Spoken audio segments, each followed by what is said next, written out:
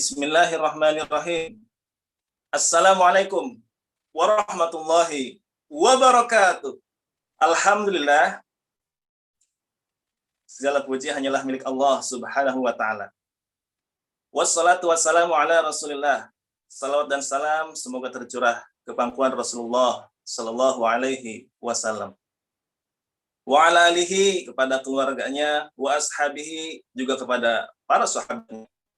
Wa man tabi'ahu bi ihsanin ila yaumil qiyamah, juga kepada orang-orang yang mengikutinya hingga yaumil qiyamah. Amma ba'd. Oke, rekan-rekan sekalian, Bapak Ibu, para peserta seminar Muhammad Pedagang, apa kabar rekan-rekan semua?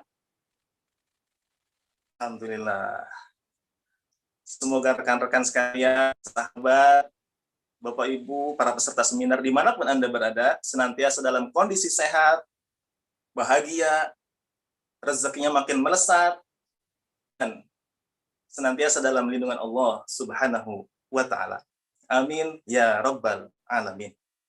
Oke, rekan-rekan sekalian, saya mohon izin ngecek suara terlebih dahulu, boleh? Jika rekan-rekan sekalian mendengar suara saya dengan jelas, boleh acungkan jempolnya seperti ini. Oke, digoyang-goyang. Mantap. Oke, sudah jelas ya? Terima kasih.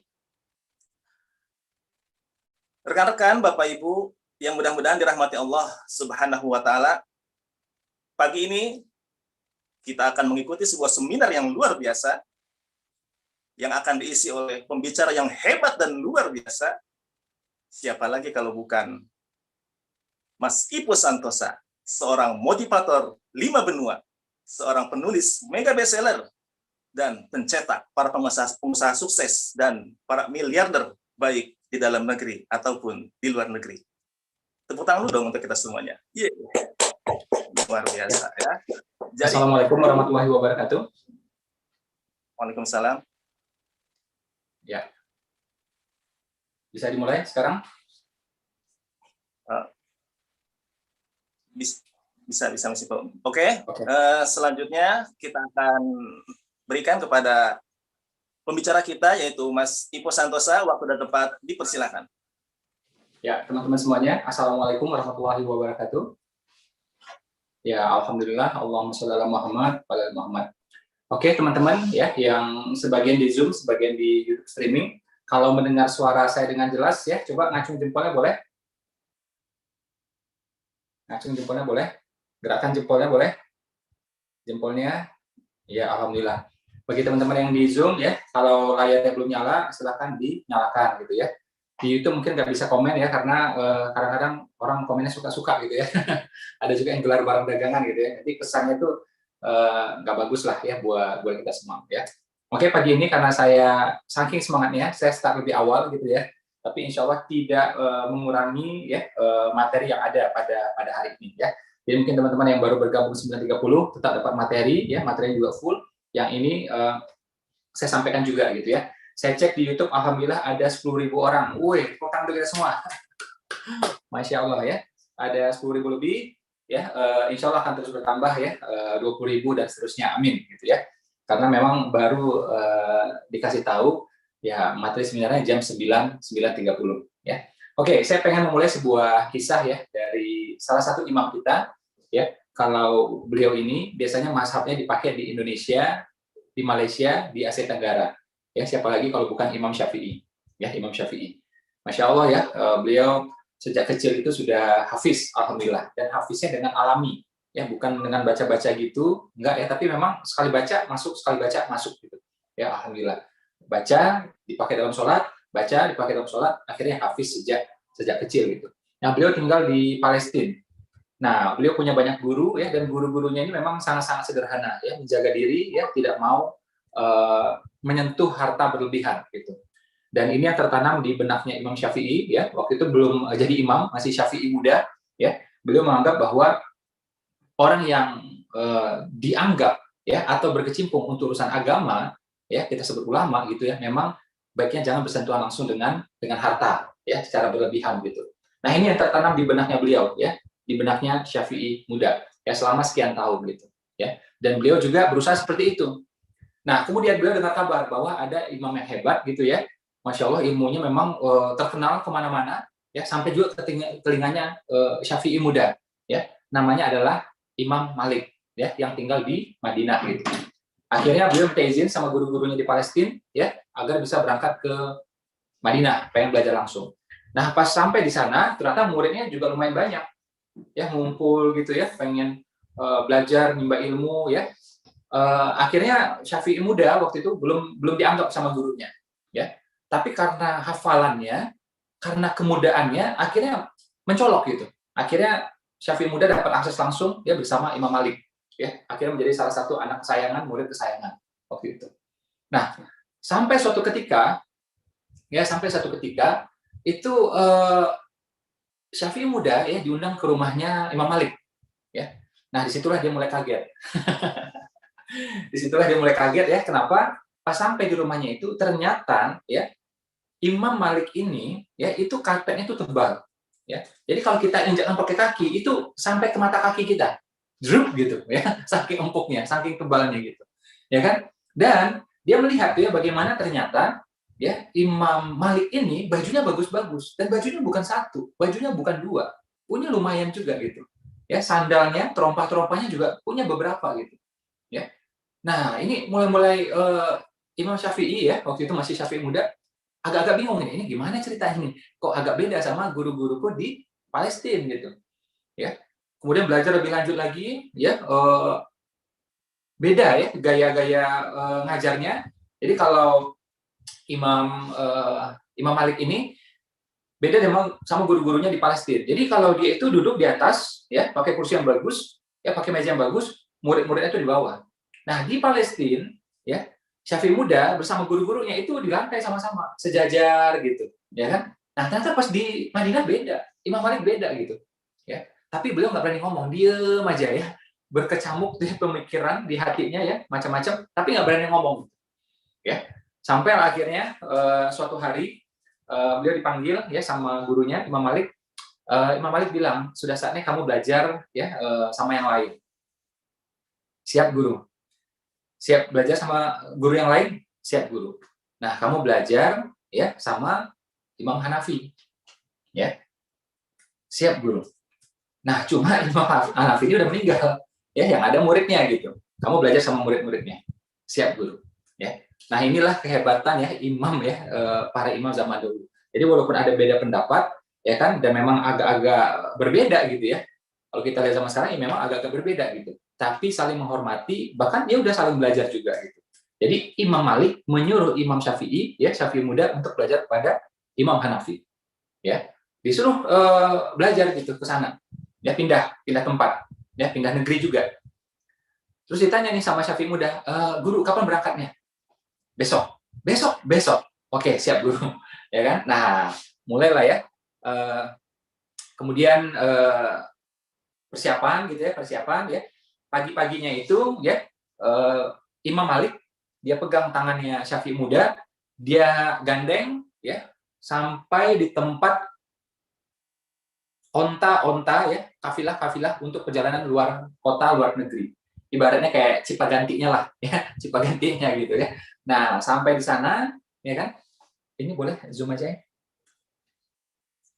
Sampai di sana ya dikasih duit, dikasih sangu gitu. Ya, jadi Syafi'i muda ini dikasih sangu ya sama gurunya Imam Malik dan ternyata nilainya itu puluhan juta. Kalau kita konversi ya sama sekarang sekitar 40-an juta. Ya. Ini Syafi'i muda makin kaget. Waduh, baru kali ini aku dikasih duit ya sebanyak ini, dikasih sangu sebanyak ini. Di Palestina aku belum pernah dikasih uang sebanyak ini. Tapi beliau diem terus gitu ya. Nah, berangkatlah beliau ini ya bertemu ya dari Madinah ya berangkat ya berusaha bertemu dengan salah satu murid dari Imam Hanafi. Namanya siapa? Muhammad Al-Syaibani. Ya, di mana di Kufah ya atau Irak gitu. Nah, sampai di sana bertemu dengan Muhammad Al-Syaibani. Begitu sampai di rumahnya lebih kaget lagi ternyata. Lebih kaget lagi kenapa? Di sana pas dia bertemu ya itu ternyata Muhammad Syabani lagi motek-motek emas, cetek gitu ya, dimasukin ya toples-toples seperti itu, dalam penyimpanan gitu. Makin kaget dia. Ini kok ulama kaya gitu, ahli agama kok kaya gitu kan? Tapi dia diem aja, namanya murid masih muda ya, diem aja nggak berani ngomong. Belajar gitu. Semakin belajar, hatinya makin makin bertanya-tanya gitu. Ini kenapa kok boleh? Ini kenapa kok boleh? Gitu terus. Ya, sampailah ya sekian lama nggak tahan, akhirnya beliau tanya juga. Izin bertanya guru, ya kurang lebih seperti itulah ya. Izin bertanya guru, ya. Oke, silahkan. Beliau tanyanya singkat aja, pendek, ya. Kurang lebih kalau bahasa kita, ulama kok kaya? Ulama kok kaya? Ya, jadi beliau akhirnya tahu Muhammad Syabani ini kaya, dan gurunya, ya Abu Hanifah, Imam Hanafi itu kaya. Ya, Imam Hanafi itu, biar teman-teman tahu, itu saking kayanya, bisnisnya itu sudah besar dan sudah autopilot, jalan dengan sendirinya. Beliau pagi-pagi ngajar, siang-siang ngajar, sore istirahat. Malam, ngapain? Khatam Al-Quran melalui sholat. Ya, jadi bukan buka mushaf, ya, bukan karena buka mushaf, tapi hafalnya itu, khatamnya itu, ya dalam sholat gitu. Terus kapan ngurus bisnisnya? Nggak perlu diurus, udah autopilot. Ya, bisnisnya besar sekali, sudah auto, ya, dan sudah terdelegasi dengan sangat-sangat baik semuanya, ya, sehingga beliau tidak perlu ya mengurusi secara langsung, ya, berterus terang tidak perlu. Paling saya sekali aja. Yaitu Imam Hanafi. Dan teman-teman mesti paham, Hanafi adalah mazhab terbesar di dunia. Ya, kita lihat Cina, India, ya, sampai Turki itu Hanafi. Ya, jadi kalau kita ngomong mazhab terbesar, ya itu, ya, Hanafi. Ya, dan memang kita mungkin belum terbiasa dengan ini ya, tapi kita mesti paham bahwa ini adalah mazhab terbesar. Dan memang ya gurunya Imam Syafi'i juga gitu. Bahkan Imam Syafi'i pernah ngomong, siapa saja belajar fikih dariku itu berhutang kepada Abu Hanifah. Karena dari beliaulah aku yang belajar ilmu fikih gitu. Jadi pengembangannya itu dari Imam Hanafi ya, diteruskan oleh muridnya, diteruskan lagi oleh Imam Syafi'i. Nah, balik ke pertanyaan tadi Imam Syafi'i pertanyaannya apa coba? Masih ingat pertanyaannya apa? Apakah gunung tertinggi di bukan itu pertanyaannya. Ya, pertanyaan beliau, ulama kok kaya gitu. Ya, pertanyaan ringkas saja, ya, tapi memang berputar-putar di kepalanya. Ya udah nggak tahan lagi dari Madinah, contohnya udah kayak gitu, sampai di Kufah, contoh juga seperti itu. Jadi makin berputar-putar tuh, makin bertanya-tanya dia. Nah, Masya Allah ya, Muhammad Syabani ini guru yang sangat kaya tapi juga sangat bijaksana. Ulama kok kaya? Ya ditanya gitu. Jawabnya apa coba? Ya sudah, kalau gitu harta ini, ya emas ini aku berikan kepada orang-orang fasik. Bagaimana menurutmu? Imam Syafi'i bilang, ya Syafi'i muda bilang, oh jangan guru, jangan dikasih sama orang-orang fasik. Ya, atau gini aja, kamu aja yang pegang, aku kasih sama kamu aja, kamu yang kelola tuh harta, kamu yang kelola tuh emas. Gimana, Syafi'i? Oh jangan, engkau lebih alim daripada aku, engkau lebih hanif daripada aku. Engkau aja yang kelola tuh harta. Nah, di situ akhirnya Muhammad Syabani menyampaikan sebuah kalimat, sebaik-baiknya harta berada di tangan orang beriman. Hadis, ya. Jadi justru kita yang soleh, yang beriman, ya, insya Allah mukmin yang baik-baik itu yang pegang harta. Agar apa? Arahnya untuk kebaikan. Bayangkan sekarang ya uang di tangan mereka. Apa yang mereka bikin coba? Mereka bikin penggundulan hutan, ya. Sehingga akhirnya apa? Banjir tuh di Kalimantan Selatan. Ya kan? Banjirnya juga gila-gilaan. Ya harusnya Kalimantan Selatan tuh nggak perlu banjir. Ya kan? Dia itu sangat-sangat lapang, sangat-sangat luas, ya penduduk juga tidak terlalu ramai. Ya. Jadi harusnya aman-aman aja, tapi karena penggundulan terus, ya kan? Ya akhirnya sudah banjir juga akhirnya, dan banjirnya gila-gilaan. Ya. Di Jakarta juga sama, ya kan? Terus juga bagaimana tuh harta di tangan yang lain ya, ada salah satu orang terkaya di Indonesia, saking kayanya, ya buat senang-senang beli istana kuno di Jerman. Ini baru kejadiannya berapa hari yang lalu, harga 6 triliun. Indonesia lagi susah, ya, dia senang-senang sama keluarganya beli istana kuno di Jerman. Seharga 6 triliun. Dan menurut pemberitaan dia itu juga hasil dari ngemplang pajak. Ya ini menurut pemberitaan, saya tidak tahu pasti seperti apa. Tapi kalau belinya jelas sudah 6 triliun coba. Negeri lagi susah nih coba. Ya. Dan dia bisnisnya di Indonesia. Ya. Bisnisnya berdasarkan apa? Menggunduli hutan juga di Sumatera gitu. Ya. Nah, kalau ya harta ini, bisnis ini dipegang oleh orang beriman, akan beda ceritanya. Ya, beriman benar-benar beriman. Ya, ngerti ya tentang hari akhir itu seperti apa. Itu namanya iman. Ya, jadi takut ya uang itu kalau digunakan untuk yang hal-hal yang sia-sia atau nggak benar. Jadi kalau keluarkan uang 1 rupiah, 2 rupiah, 1 miliar sampai 1 triliun, gunanya ya untuk kebaikan semua. Kalau nggak ya nggak berani dia, gitu. Ya, nah ini yang ditegaskan oleh Muhammad Asy-Syabani. Sebaik-baiknya harta berada di tangan orang beriman, dan itu adalah hadis. Ya, belajar terus sampailah akhirnya, ya itu Syafi'i muda ya berkesimpulan. Ini kemudian beliau mengatakan sendiri, Islam itu mulia, orang Islam itu mulia, tidak ada yang menandingi menyamai kemuliaannya. Kalau yang lain naik onta, Muslim juga harus naik onta, atau ontanya lebih baik. Kalau yang lain naik kuda, ya Muslim juga harus naik kuda, atau kudanya lebih baik. Ya, jadi nggak boleh tuh ya, yang lain naik onta bagus, kuda bagus, ya Muslimnya tergopoh-gopoh nggak naik apa-apa, kelihatan susahnya. Nggak boleh. Di mana syiar Islamnya coba? Itu perkataan dari Imam Syafi'i. Ya, kalau kata Gus Baha, kamu lihat orang naik Alphard, kamu malah ya kamu mampu tapi kamu nggak melakukan sesuatu, kamu malah naik carry, itu haram kata Gus Baha. Ya bukan kata saya. Ya jadi yang lain naik Alphard, kamu mampu, kamu tahu, kamu diam aja, kamu malah naik carry, bilang gitu. Itu haram kata Gus Baha. Ya nanti silakan cari videonya, ada itu ya, beliau menyampaikan kalimat seperti itu. Ya, nah ini pelajaran bagi kita. Ya ini kalimat yang terakhir itu jangan ditelan mentah ya. Nanti kalau ditelan mentah keselak bentar ya. Jadi harus dimasak dulu ya, harus dimasak dulu. Oke. Jadi itulah penggunaan harta. Bagaimana harta itu hendaknya dikelola oleh orang beriman.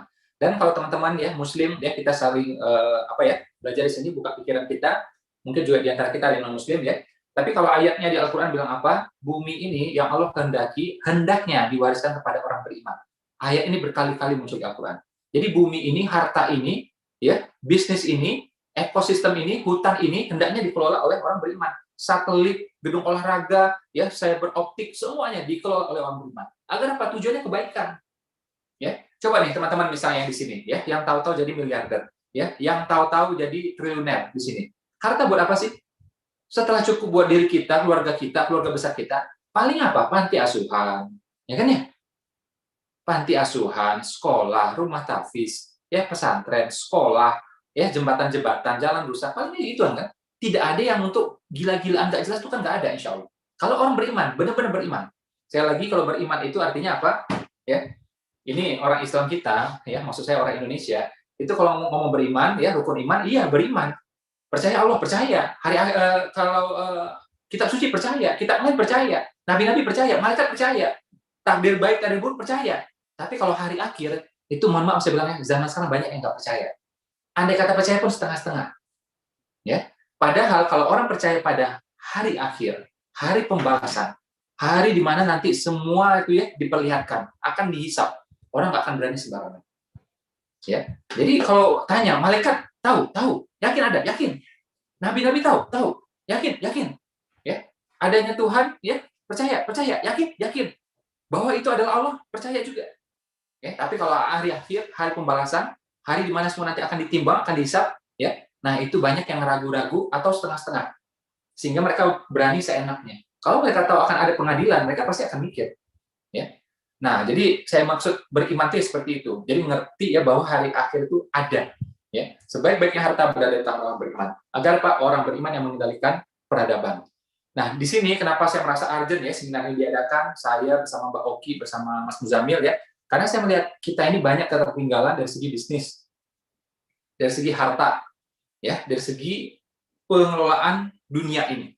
Ya, kita cek ya, ada 100 orang terkaya ya di Indonesia, yang Muslim berapa? Hanya segelintir, cuma 10 orang atau kurang. Hanya 10 orang atau kurang. Padahal Muslimnya 85%. Harusnya kalau mau adil proporsional, ya harusnya tuh 100 orang terkaya, 85 itu Muslim harusnya.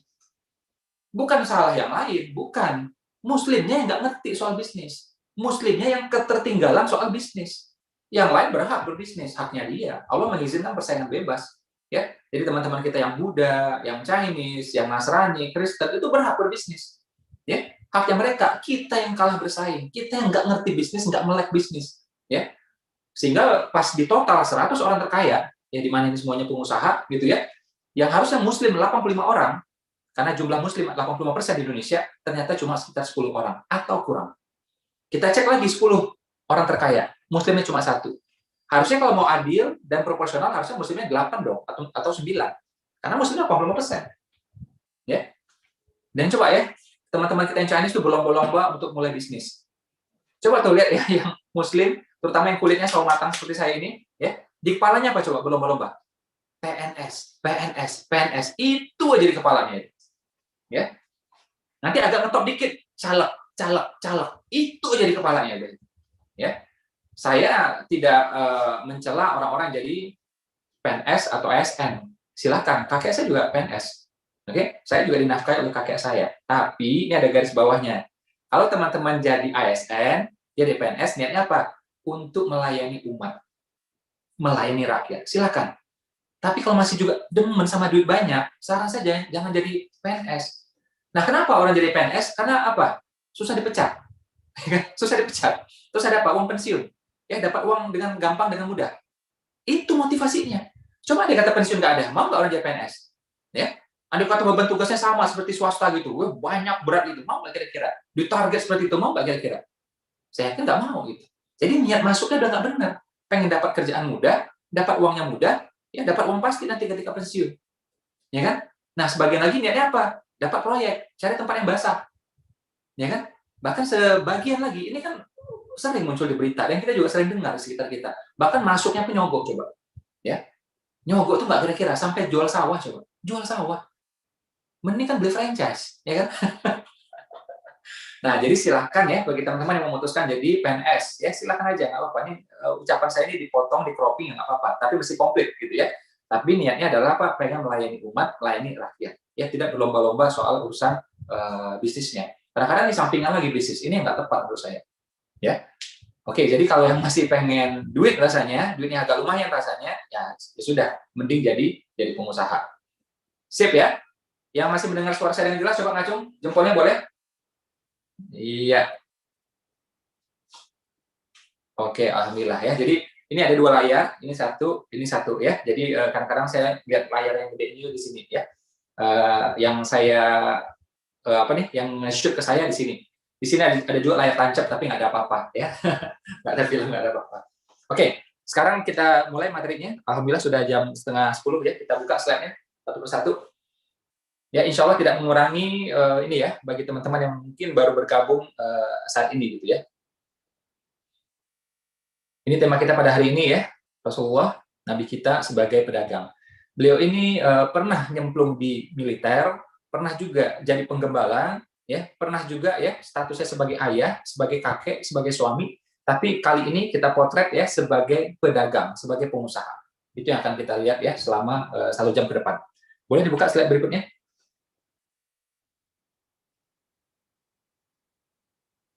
Ada berapa orang sekarang di YouTube? Kita lihat. 15.000 orang, Masya Allah ya. Saya doakan ya teman-teman ya yang mungkin tidak bisa masuk ke Zoom ya karena udah terbatas ya. Ini Zoom aja kita batasi cuma puluhan orang ya karena tadi ternyata agak-agak goyang gitu ya. Kita alihkan semuanya ke YouTube streaming dan harus nontonnya sekarang karena nanti itu setelah acara bisa jadi kita akan hapus atau kita akan private ya, jadi tidak bisa dilihat lagi. Jadi kalau menonton sekarang live streaming ya. Nonton live ya dengan siaran tunda itu beda. Coba aja nonton bola. Ya, pada bangun tuh jam 3 pagi ya. Kenapa? Pengen nontonnya live. Nanti jam 7 pagi dapat laporannya, nggak mau. Pengennya jam 3 pagi. Nah, sama, ini insya Allah lebih bermanfaat daripada nonton bola. Lebih bermanfaat insya Allah. Jadi harus nontonnya itu live, gitu ya. Nah, ini fase-fase kehidupan Nabi kita. Ya, bagi teman-teman yang non-muslim, ya, anggap kita di sini membuka wawasan, nambah wawasan, gitu ya. Ini kehidupan salah satu tokoh berpengaruh di dunia. Namanya Muhammad. Ya, Muhammad bin Abdullah. Gitu. Jadi usia 10-12, beliau jadi penggembala. Bayangkan ya, usia SD, cari uang ya, dengan apa? Jadi penggembala. Kadang-kadang juga kerja serabutan, ya, disuruh sama orang beli ini, beli itu, ya. Nah, beliau yang beliin biasanya. Lakukan ini, lakukan itu, beliau lakukan, ya. Jadi sambil tuh serabutan plus dia jadi penggembala, ya. Terus usia belasan tahun, ya, itu sampai 17 tahun itu dagang bersama pamannya, ya, dagang bersama pamannya. Jadi paman beliau pedagang, ayah beliau pedagang, kakek-kakek beliau pedagang. Beliau kemudian juga menjadi pedagang. Istri beliau pedagang. Menantu beliau, Utsman, ya, jadi selain Ali, menantu beliau adalah Utsman. Utsman juga pedagang. Mertua beliau, Abu Bakar, dagang. Oke? 3 khalifah, ya, di antara 4, 3-nya adalah pedagang. Ya, Imam Hanafi, pedagang. Ya, mazhab terbesar. Penyebar agama Islam di Nusantara, pedagang. Oke, Wali Songo yang pertama, Maulana Maghribi, pedagang. Pendiri Muhammadiyah, pedagang. Pendiri NU, pedagang. Ya, bahkan ada sebuah ya organisasi besar ya yang menyaingi Budi Utomo, namanya Serikat Dagang Islam. Pedagang semua. Ya, jadi dari tanah suci sampai tanah air, bahkan sampai tanah abang itu dagang semua sejarahnya, gitu. Ya. Nah, Nabi itu dagang ya lama sekali ya sejak usia 12 tahun sampai 37 tahun. Gitu. Lama sekali. Dagangnya sampai ke Busra, Syam, Yaman, Bahrain ya dan negeri-negeri sekitarnya. Bahkan menurut ensiklopedia Dr. Syafi Antonio ya disampaikan di sana bahwa ya perdagangan beliau itu sekali ekspedisi dagang itu perjalanan 1,5 bulan. Itu menunjukkan bahwa skala bisnis beliau adalah internasional, satu hal. Kedua, nilainya juga pasti ratusan juta atau miliar. Tidak mungkin orang yang melakukan perjalanan 1,5 bulan ya bawa keripik harganya 5 juta. Nggak mungkin. Nggak nyucuk itu kalau bahasa Jawanya. Nggak cengli, ya kan? Perjalanan 1,5 bulan, ya cuma bawa ya, misalnya arem-arem gitu, ya senilai cuma 5 juta, nggak cocok. Bawa keripik yang nilai cuma 5 juta, nggak cocok. Pasti nilainya besar, ratusan juta, dan kemungkinan besar adalah miliar. Ya. Nah, jadi beliau dagang itu 25 tahun. Ya, balik lagi layarnya ke saya. Ya. Jadi beliau itu dagangnya 25 tahun. Ya, bukan 1 hari, bukan 2 hari, bukan 1 tahun, bukan 2 tahun. Layarnya tolong kembali ke saya. Hostnya coba gercep. Ya, jadi bukan 1 tahun, bukan 2 tahun, tapi 25 tahun. Ya, tapi 25 tahun. Kita boleh cek ya, beliau jadi nabi hanya 23 tahun. Jadi lebih lama sebagai pengusaha ketimbang jadi nabi. Ya, bahkan pengusaha dulu 25 tahun, kemudian baru jadi nabi. Makanya teman-teman di sini kalau sudah 25 tahun jadi pengusaha, berarti bisa jadi masa jadi nabi, kurang ajar. Jadi orang soleh insya Allah ya, amin ya. 25 tahun, nggak main-main. Tidak ada nabi yang lain, nabi sebelumnya yang punya pengalaman seperti itu, tidak ada. Ya, 25 tahun coba. Luar biasa. Ya kan? Nah, ini ya, coba kita mikir bodoh-bodoh aja, mohon maaf ya. Kita mikir bodoh-bodoh aja. Ada orang Indonesia, misal orang Bekasi, orang Depok gitu. Ya kan? Dagang 25 tahun, jujur, gigih, mau belajar, punya mentor lagi. Pamannya kan mentor itu. 20 tahun dagang, 25 tahun dagang, nggak mungkin miskin terus, nggak mungkin. Logika mengatakan kalau orang ini dagangnya jujur, gigih, mau belajar, punya mentor, 20 tahun insya Allah pasti kaya. Ya. Nah, itu adalah konsekuensi dasar ya bahwa dagang sekian lama ya kaya. Apalagi kalau jujur, gigih, ya mau belajar, siap diajar, gitu ya, insya Allah gitu. Nah, Nabi kemungkinan besar ketika dagangnya ya kaya. Ya, makanya tertera ya, kita buka ya berikutnya, slide yang tadi coba. Ini adalah beberapa bukti ya kekayaan Nabi. Ya, pernah Nabi miskin? Pernah ketika beliau jadi pengembala. Coba slide-nya dibuka lagi. Ya, pernah Nabi miskin? Pernah ya ketika jadi pengembala. Pernah juga ya ketika beliau diboikot. Itu susah juga secara finansial. Ya, susah juga secara finansial. Oke? Nah, tapi yang lain-lain adalah kaya. Dagang boleh ya dalam Islam dianjurkan, bahkan kaya itu adalah konsekuensi dari dagang. Ya, jadi adalah aneh ya, dagang dianjurkan, kalau kaya nggak dianjurkan. Kita tanya para ustadz, dagang boleh? Boleh, dianjurkan, itu sunnah. Kalau kaya gimana? Waduh, kalau kaya ini ya gini, macam-macam penjelasannya.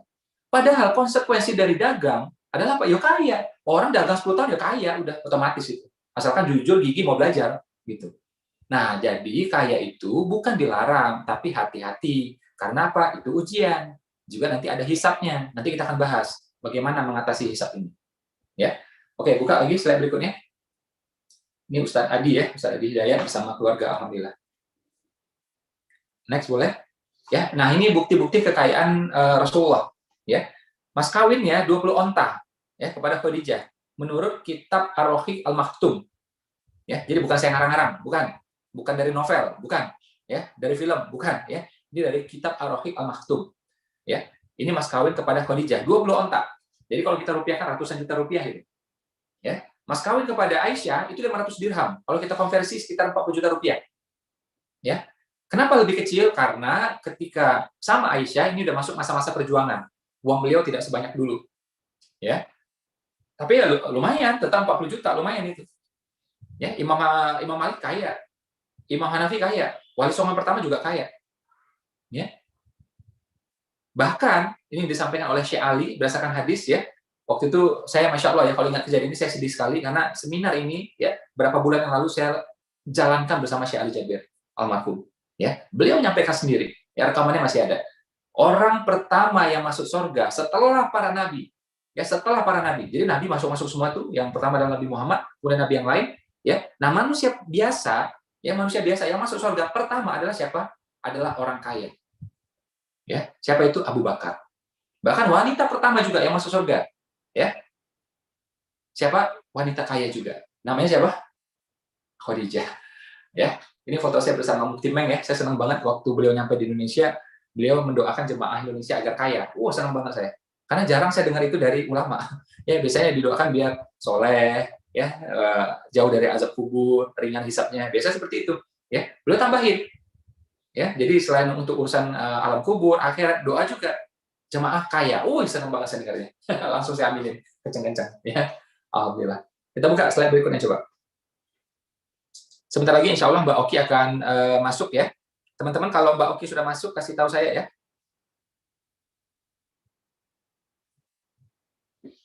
Ya. Ini beberapa bukti kekayaan para sahabat.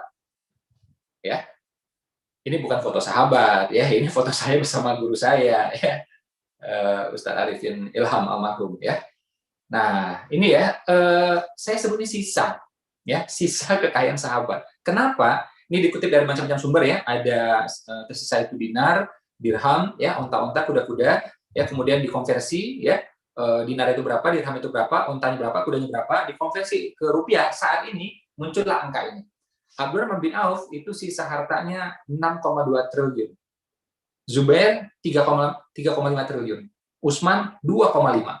Jadi Utsman yang kita gadang-gadang, yang sering kita bahas, sumur Utsman lah, hotel Utsman lah kita bahas ya. Ternyata itu masih kalah kaya ya kita ketimbang Zubair. Ya. Tolha ya 0,5 triliun. Sa'ad bin Abi Waqqas ya, yang kemudian diutus oleh Utsman ya menyebarkan Islam di Tiongkok, di Cina ya. Makamnya juga di sana, Sa'ad bin Abi Waqqas ya di Cina, di Guangzhou. Alhamdulillah juga saya pernah ke sana. Walaupun ya setiap makam sahabat pasti perdebatan. Ya. Itu bukan makamnya. Itu makamnya. Kayak gitulah. Pasti ada, ya kan? Nah, itu ternyata hartanya 15 miliar. Kenapa saya sebutnya sisa? Karena beliau-beliau ini, Masya Allah ya, itu rajin sedekah, ahli sedekah, rajin infak, rajin wakaf. Ya. Jadi sebagian besar untuk infak, untuk sedekah masih sisa. Nah, sisanya inilah yang orang deteksi, orang hitung, ya, orang kalkulasi nilainya yaitu 6,2 triliun, 3,5 triliun, dan seterusnya. Jadi sisa ini. Kalau kita mah beda, ATM udah dikumpulin, gabung lagi dengan yang di dompet, ya, di kantong, ya. Kalau kita hitung, bikin kita terharu, meneteskan air mata. Apalagi dihitung di hutangnya, aduh luar biasa. Ada novel yang lebih menyedihkan, ternyata yang paling menyedihkan adalah apa? Buku tabungan kita. Ya, itu lebih menyedihkan daripada buku novel ternyata. Ya. Nah, ini sisa harta para sahabat, Masya Allah. Oke? Nah, terus teman-teman ngomong, kalau ini ya, kenapa Muslim nggak mau kaya? Rata-rata berpikirnya apa? Kalau harta banyak, hisapnya lama. Sekarang saya mau tanya, mungkin nggak Zubair ini, ya, Zubair bin Awam ini, lama masuk surga? Mungkin nggak Wali Songo yang pertama, ya, Maulana Maghribi, lama masuk surganya? Ya, mungkin nggak Imam Malik, ya, Imam Hanafi, lama masuk surganya? Bahkan juga Kiai Haji Hashim Asy'ari, ya, itu saya lagi baca bukunya, sebenarnya dari dulu sudah baca ya, tapi sekarang lagi baca lagi buku yang berbeda ya. Itu juga punya tanah wakaf yang banyak sekali. Ya. Bahkan dia itu mewakafkan perumahan, bukan sekedar rumah loh, perumahan. Coba, Masya Allah. Jadi mapan finansial, kuat finansial, itu pendiri NU. Ya, pendiri Muhammadiyah juga sama, jangan ditanya. Ya, kalau dikonversi harta beliau itu triliun. Ya, itu pernah dihitung sama Republika, triliun hartanya coba. Mungkin nggak ya pendiri NU, pendiri Muhammadiyah lama masuk surganya karena hartanya banyak? Mungkin nggak kira-kira? Coba yang berani ngomong ya, mereka lama Pak masuk surganya Pak, karena banyak harta. Ada berani ngomong nggak? Kalau ada setempeleng. Kurang ajar, enak aja ngomongnya. Ya, saya percaya, kita percaya beliau-beliau insya Allah cepat masuk surganya, karena hartanya buat kebaikan. Yang lama masuk surga itu Bapak, Ibu, ya, kalau hartanya itu bermasalah, nggak jelas. Dari mana? Nggak tahu dari mana. Nggak jelasin. Syubhat dihajar sama dia. Oke? Yang haram dihajar juga sama dia. Oke? Dari mana nggak jelas, belanja juga nggak jelas. Dan ketika punya itu, sombong takabur. Kalau kita bisa melakukan sebaliknya, dari mananya jelas. Dibelanjakannya juga jelas. Ketika punya tidak sombong, tidak takabur, tidak meremehkan. Insya Allah itu meringankan hisab. Bahkan ada hadis riwayat Muslim mengatakan, ya, maaf saya lupa, riwayat Muslim atau Bukhari ya. Jadi harta itu ya hijau, indah, ya kalau engkau memetiknya dengan cara yang baik-baik, ya jadinya bisa menjadi penolong syafaat di akhirat. Ini ada hadis sahih. Tapi kalau engkau mengambil dengan cara yang zalim, kerusakan, ya maka harta itu akan seperti apa? Air laut yang tidak pernah memuaskan. Ini hadis sahih. Artinya apa? Kalau ngambilnya benar, ya, jadi hartanya hijau sampaikan, ya, hijau itu pertanda kemakmuran dan ketentraman, ya, kita ambil dengan cara yang baik, ya, itu akan bisa menjadi apa? Syafaat di akhirat untuk rumah tahfiz, ya kan? Bikin rumah sakit, ya, bikin pesantren, bikin sekolah, ya, bantu orang tua, keluarga besar, sesama tetangga, insya Allah kebaikan semua. Ya, nah ini alhamdulillah Mbak Oki sudah hadir ya, masya Allah ya sahabat saya Mbak Oki. Ini beliau, saya kenal beliau sama suami itu sebelum nikah, ya. Jadi suaminya Mas Rio juga saya kenal sebelum nikah gitu ya. Kita acara bareng, seminar bareng ya. Akhirnya sampai sekarang alhamdulillah ya, persahabatan sampai sekarang dan kita bisnis bareng juga alhamdulillah. Coba saya sapa dulu Mbak Oki. Assalamualaikum Mbak Oki.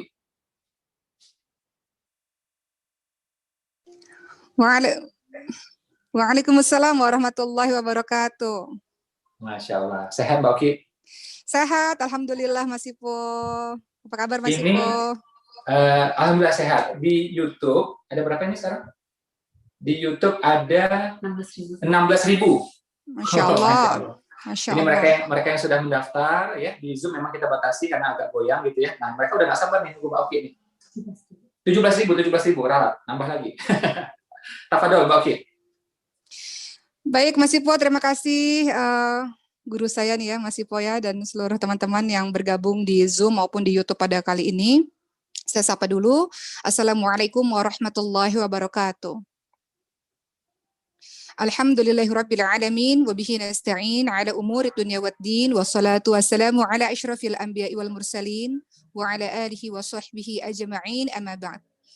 Teman-teman yang dirahmati oleh Allah Subhanahu wa taala, sebelumnya saya mohon maaf kalau agak berisik sedikit. Saya lagi di pesantren nih Mas Ipo dan teman-teman.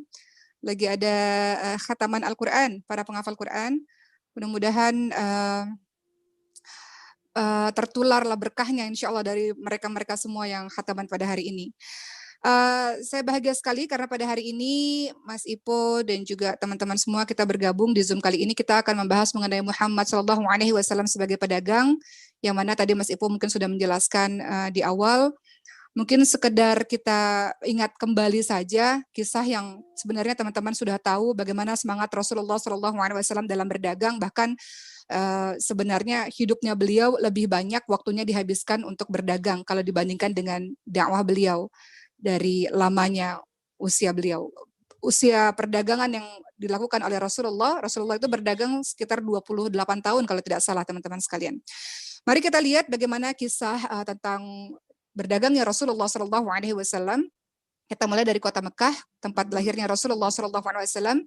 Kita tahu memang teman-teman sekalian bahwa Mekah itu adalah tempat yang sangat istimewa di Jazirah Arab. Kenapa? Karena di sana itu ada Ka'bah. Bahkan sebelum Rasulullah SAW lahir, orang-orang yang ada di Jazirah Arab, mereka memang beribadah dan pusat ibadahnya ada di kota Mekah karena ada Ka'bah itu tadi. Sehingga kita tahu bahwa kota Mekah menjadi tempat ziarah orang-orang Arab dari berbagai macam negeri. Kemudian ada satu tokoh sahabat sekalian. Kita kembali kepada sejarah. Ada tokoh namanya Hashim bin Abdul Manaf. Beliau menjadi tokoh yang sangat penting di kota Mekah. Dan beliaulah yang berhasil membuka jalur perdagangan setahun 2 kali bagi orang-orang Quraisy, yaitu ke Yaman dan juga ke Syria. Jadi pada saat itu orang-orang Quraisy biasanya pada saat musim panas mereka melakukan perjalanan menuju ke Syria, Jordania, Palestina, Lebanon, bahkan sampai ke Turki, sampai ke Eropa Barat untuk berdagang. Pada saat musim panas biasanya, musim dingin biasanya mereka akan menuju ke Yaman, ke Ethiopia untuk berdagang. Jadi kita lihat bahwa ternyata memang seluruh atau hampir seluruh orang-orang Arab Mekah ketika itu memang profesinya adalah pedagang. Karena tidak mungkin mereka berprofesi sebagai petani, sulit. Karena pada saat itu kondisi alam yang tidak memungkinkan, berbatu, kering, tandus. Sehingga profesi dari hampir seluruh masyarakat Arab Mekah pada saat itu adalah mereka sebagai pedagang. Begitu juga sama dengan keluarga Rasulullah SAW yang profesinya juga adalah pedagang. Mari kita lihat teman-teman sekalian bagaimana jiwa bisnisnya atau jiwa dagangnya dari Nabi Muhammad SAW ternyata dipupuk oleh Allah Subhanahu Wa Taala sejak dini. Jadi menjadi seorang pedagang handal, Rasulullah SAW tidak serta-merta tiba-tiba begitu saja, melainkan memang sudah sejak awal dididik oleh Allah Subhanahu Wa Taala sehingga memiliki skill-skill untuk berdagang. Kita lihat pertama Rasulullah SAW memiliki mental yang sangat kuat dikarenakan sejak kecil beliau adalah seorang yatim piatu. Kita tahu sejarahnya bahwa di usia 6 tahun Rasulullah SAW sudah yatim piatu. Diasuh oleh pamannya kakeknya Abdul Muthalib sampai usia 8 tahun. Kakeknya wafat, diasuh oleh pamannya Abu Thalib. Pada saat usia-usia kecil seperti itu yang biasanya setiap anak berada dalam asuhan ayah, ibu penuh dengan kasih sayang. Rasulullah penuh dengan kasih sayang, hanya saja yatim piatunya membuat dari kecil mentalnya menjadi mental yang tangguh, mentalnya menjadi mental yang kuat.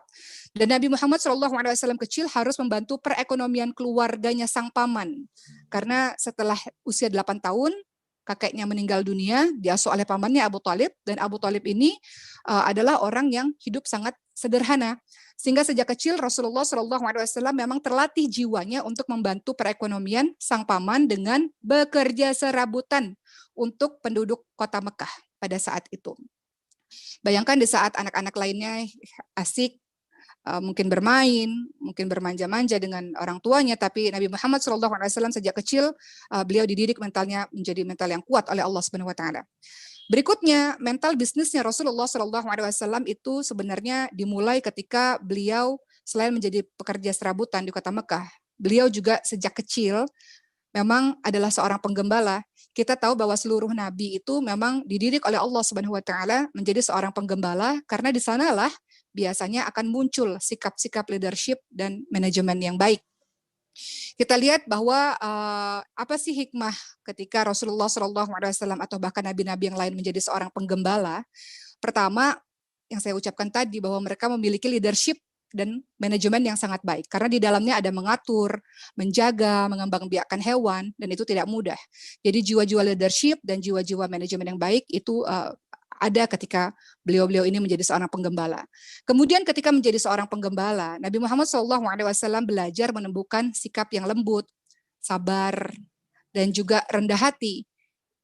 Itu semua didapatkan ketika beliau menjadi seorang penggembala yang mental itu ternyata diperlukan ketika menjadi seorang pedagang yang besar atau pembisnis yang besar, pengusaha yang sukses satu hari nanti. Juga Rasulullah SAW melalui mengembala hewan-hewan tersebut, beliau juga belajar bagaimana caranya mengatur awalnya mengatur hewan, lama-lama menjadi mengatur manusia kan, dan menata kehidupan. Itu hikmah ketika Rasulullah SAW melewati proses step by step sehingga menjadi seorang pembisnis yang ulung.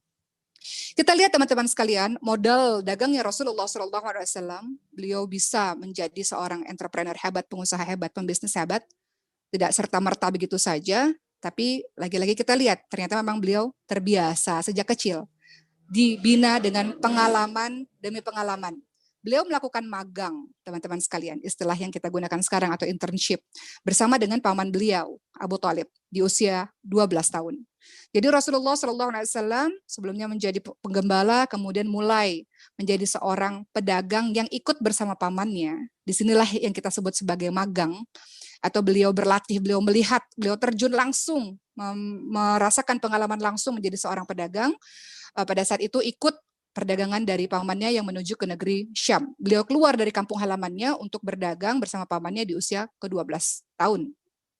Dan pengalaman-pengalaman yang beliau alami selama magang dalam berdagang ini, atau mengikuti orang lain di awal-awal ini, maka terbentuklah pribadi yang mandiri, pribadi yang pantang menyerah, kuat, pribadi yang selalu siap dalam mengambil keputusan-keputusan sulit, itu yang ada pada diri Rasulullah SAW.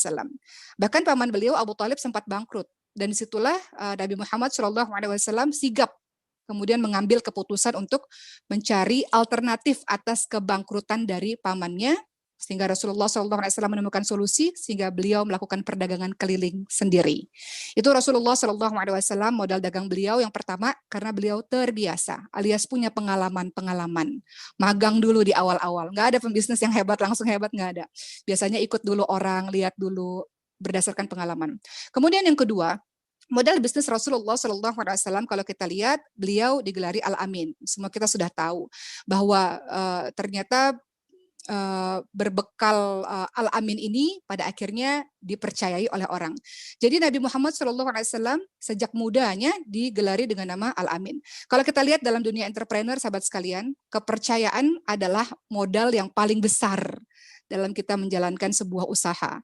Dan Rasulullah SAW mendapatkan kepercayaan itu, bahwa semua orang percaya dengan perkataannya, semua orang percaya bahwa beliau memiliki kredibilitas yang tinggi.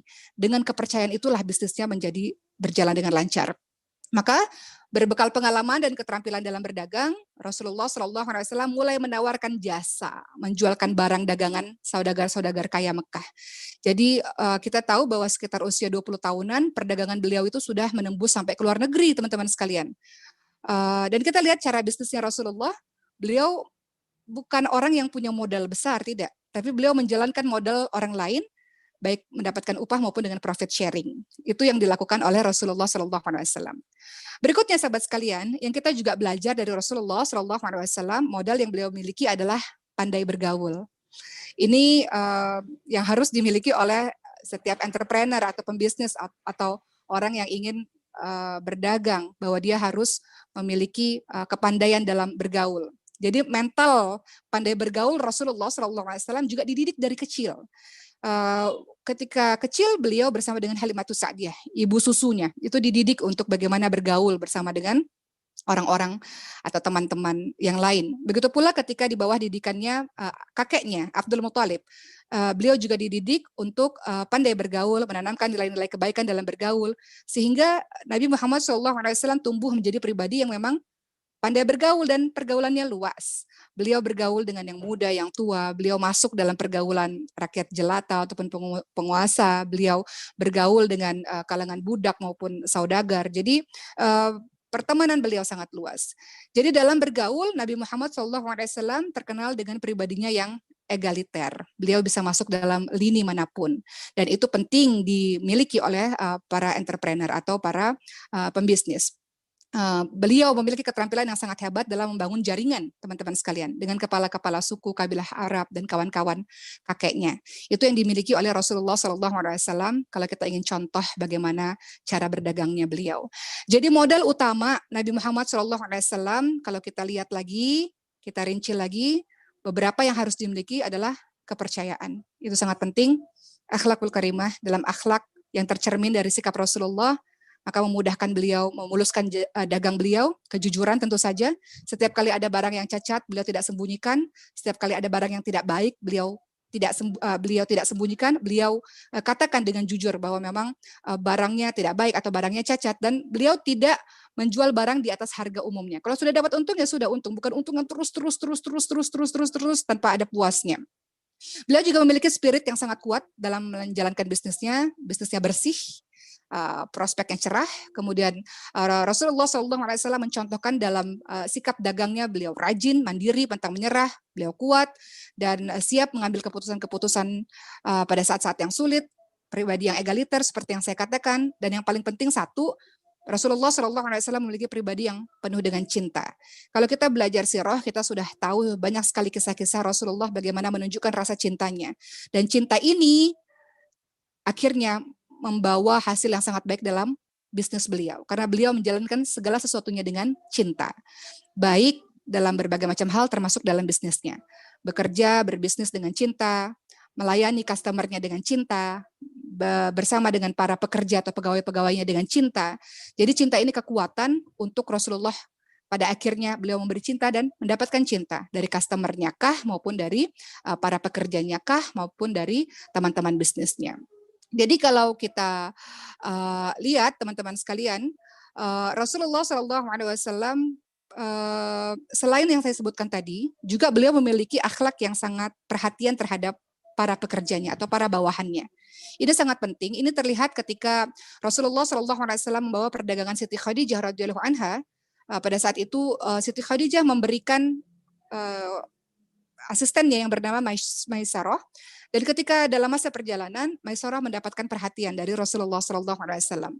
Maka ini menunjukkan bahwa ketika teman-teman sudah berada di level tertentu dalam dunia bisnis, maka ternyata salah satu yang juga sangat penting adalah memberikan perhatian yang luar biasa kepada orang-orang yang bekerja bersama dengan kita.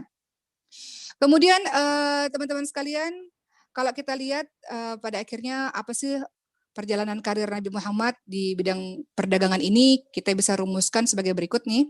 Teman-teman sekalian, pertama Nabi Muhammad magang di usia 12 tahun. Kemudian di usia 17 tahun beliau sudah mulai berdagang sendiri. Kemudian para penduduk Mekah mulai mempercayakan modalnya kepada Nabi Muhammad SAW atau investment manager ya kita sebut.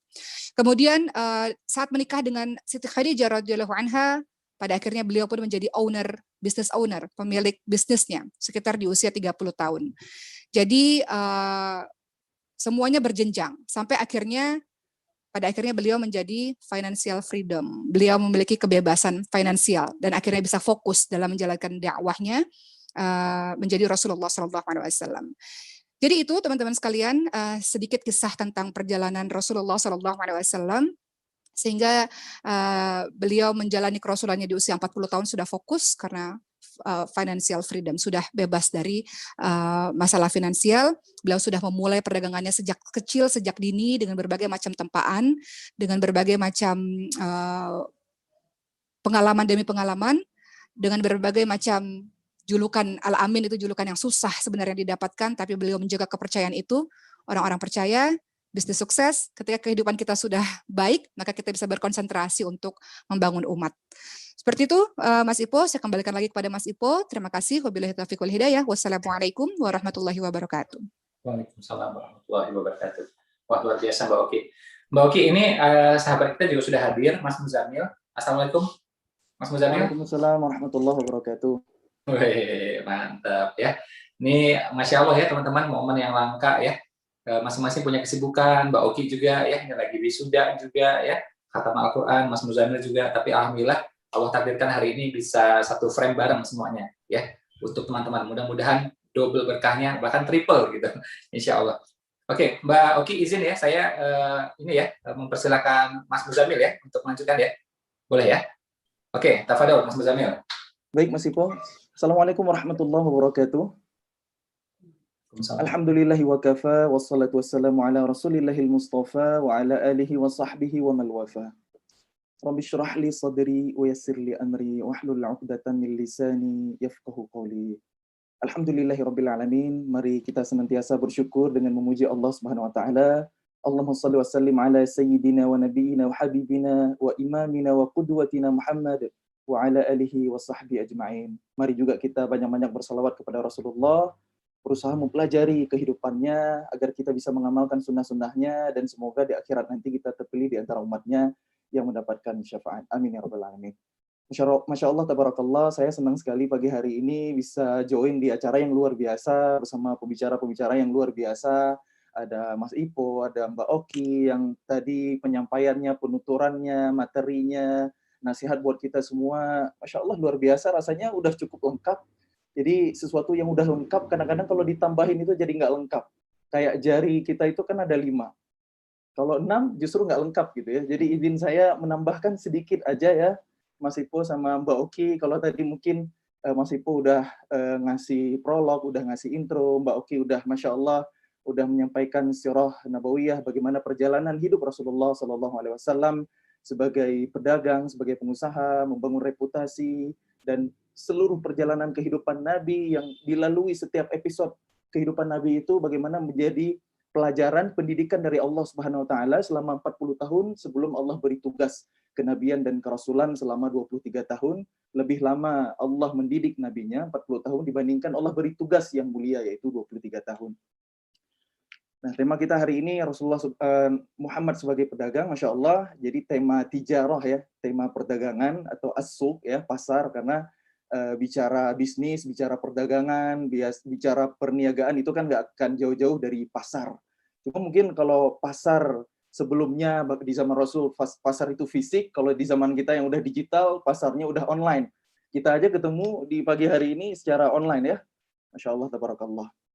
Nah, memang dalam sebuah hadis Rasulullah SAW menyampaikan ya bahwa masjid adalah tempat yang paling baik di muka bumi. Al-masjid ya, khairu biqa'il ard. Sedangkan pasar, as-suq ya, syarru biqa'iha, seburuk-buruk tempat. Cuma uniknya, pasar ini meskipun tempat yang paling buruk, tapi oleh Allah kita diminta kaum muslimin, orang yang beriman masuk sedalam-dalamnya. Tentu bukan sekedar asal-asalan masuk, tapi harus punya persiapan, harus punya bekal, harus punya ilmu yang cukup, yang mumpuni. Sebagaimana Umar bin Khattab radhiyallahu anhu ketika menjadi khalifah pernah berkata, la yabi' fi suqina illa man faqih.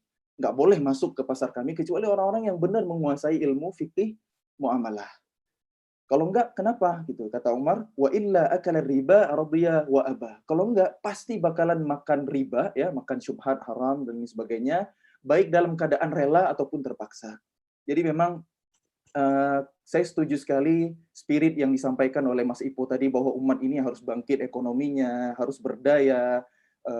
Para dai dengan kekuatan ekonomi insya Allah bisa menghadirkan kekuatan umat, bermanfaat untuk agama Allah, itu betul sekali. Tapi mungkin izinkan saya di kesempatan pagi hari ini sedikit mungkin melengkapi saja ya, kita mengkaji secara syumul, secara komprehensif gitu.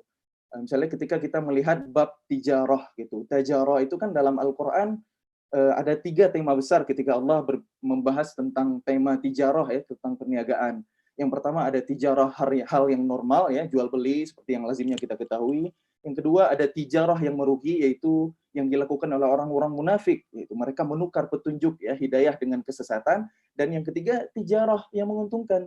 Hal adullukum ala tijaratin tunjikum min adzabil alim. Jadi tijarah, perniagaan yang nggak pernah rugi, yang menyelamatkan kita dari azab yang pedih. Jadi ada 3 tema tijarah, dan ulama, masya Allah, mengkaji kata tijarah ini dari segi bahasa Arab, karena bahasa Arab ini adalah bahasa yang dipilih oleh Allah Subhanahu wa taala menjadi bahasa Al-Qur'an. Inna anzalnahu Qur'anan Arabiyyan la'allakum ta'qilun. Sesungguhnya kami menurunkan Al-Qur'an berbahasa Arab agar kalian memahami.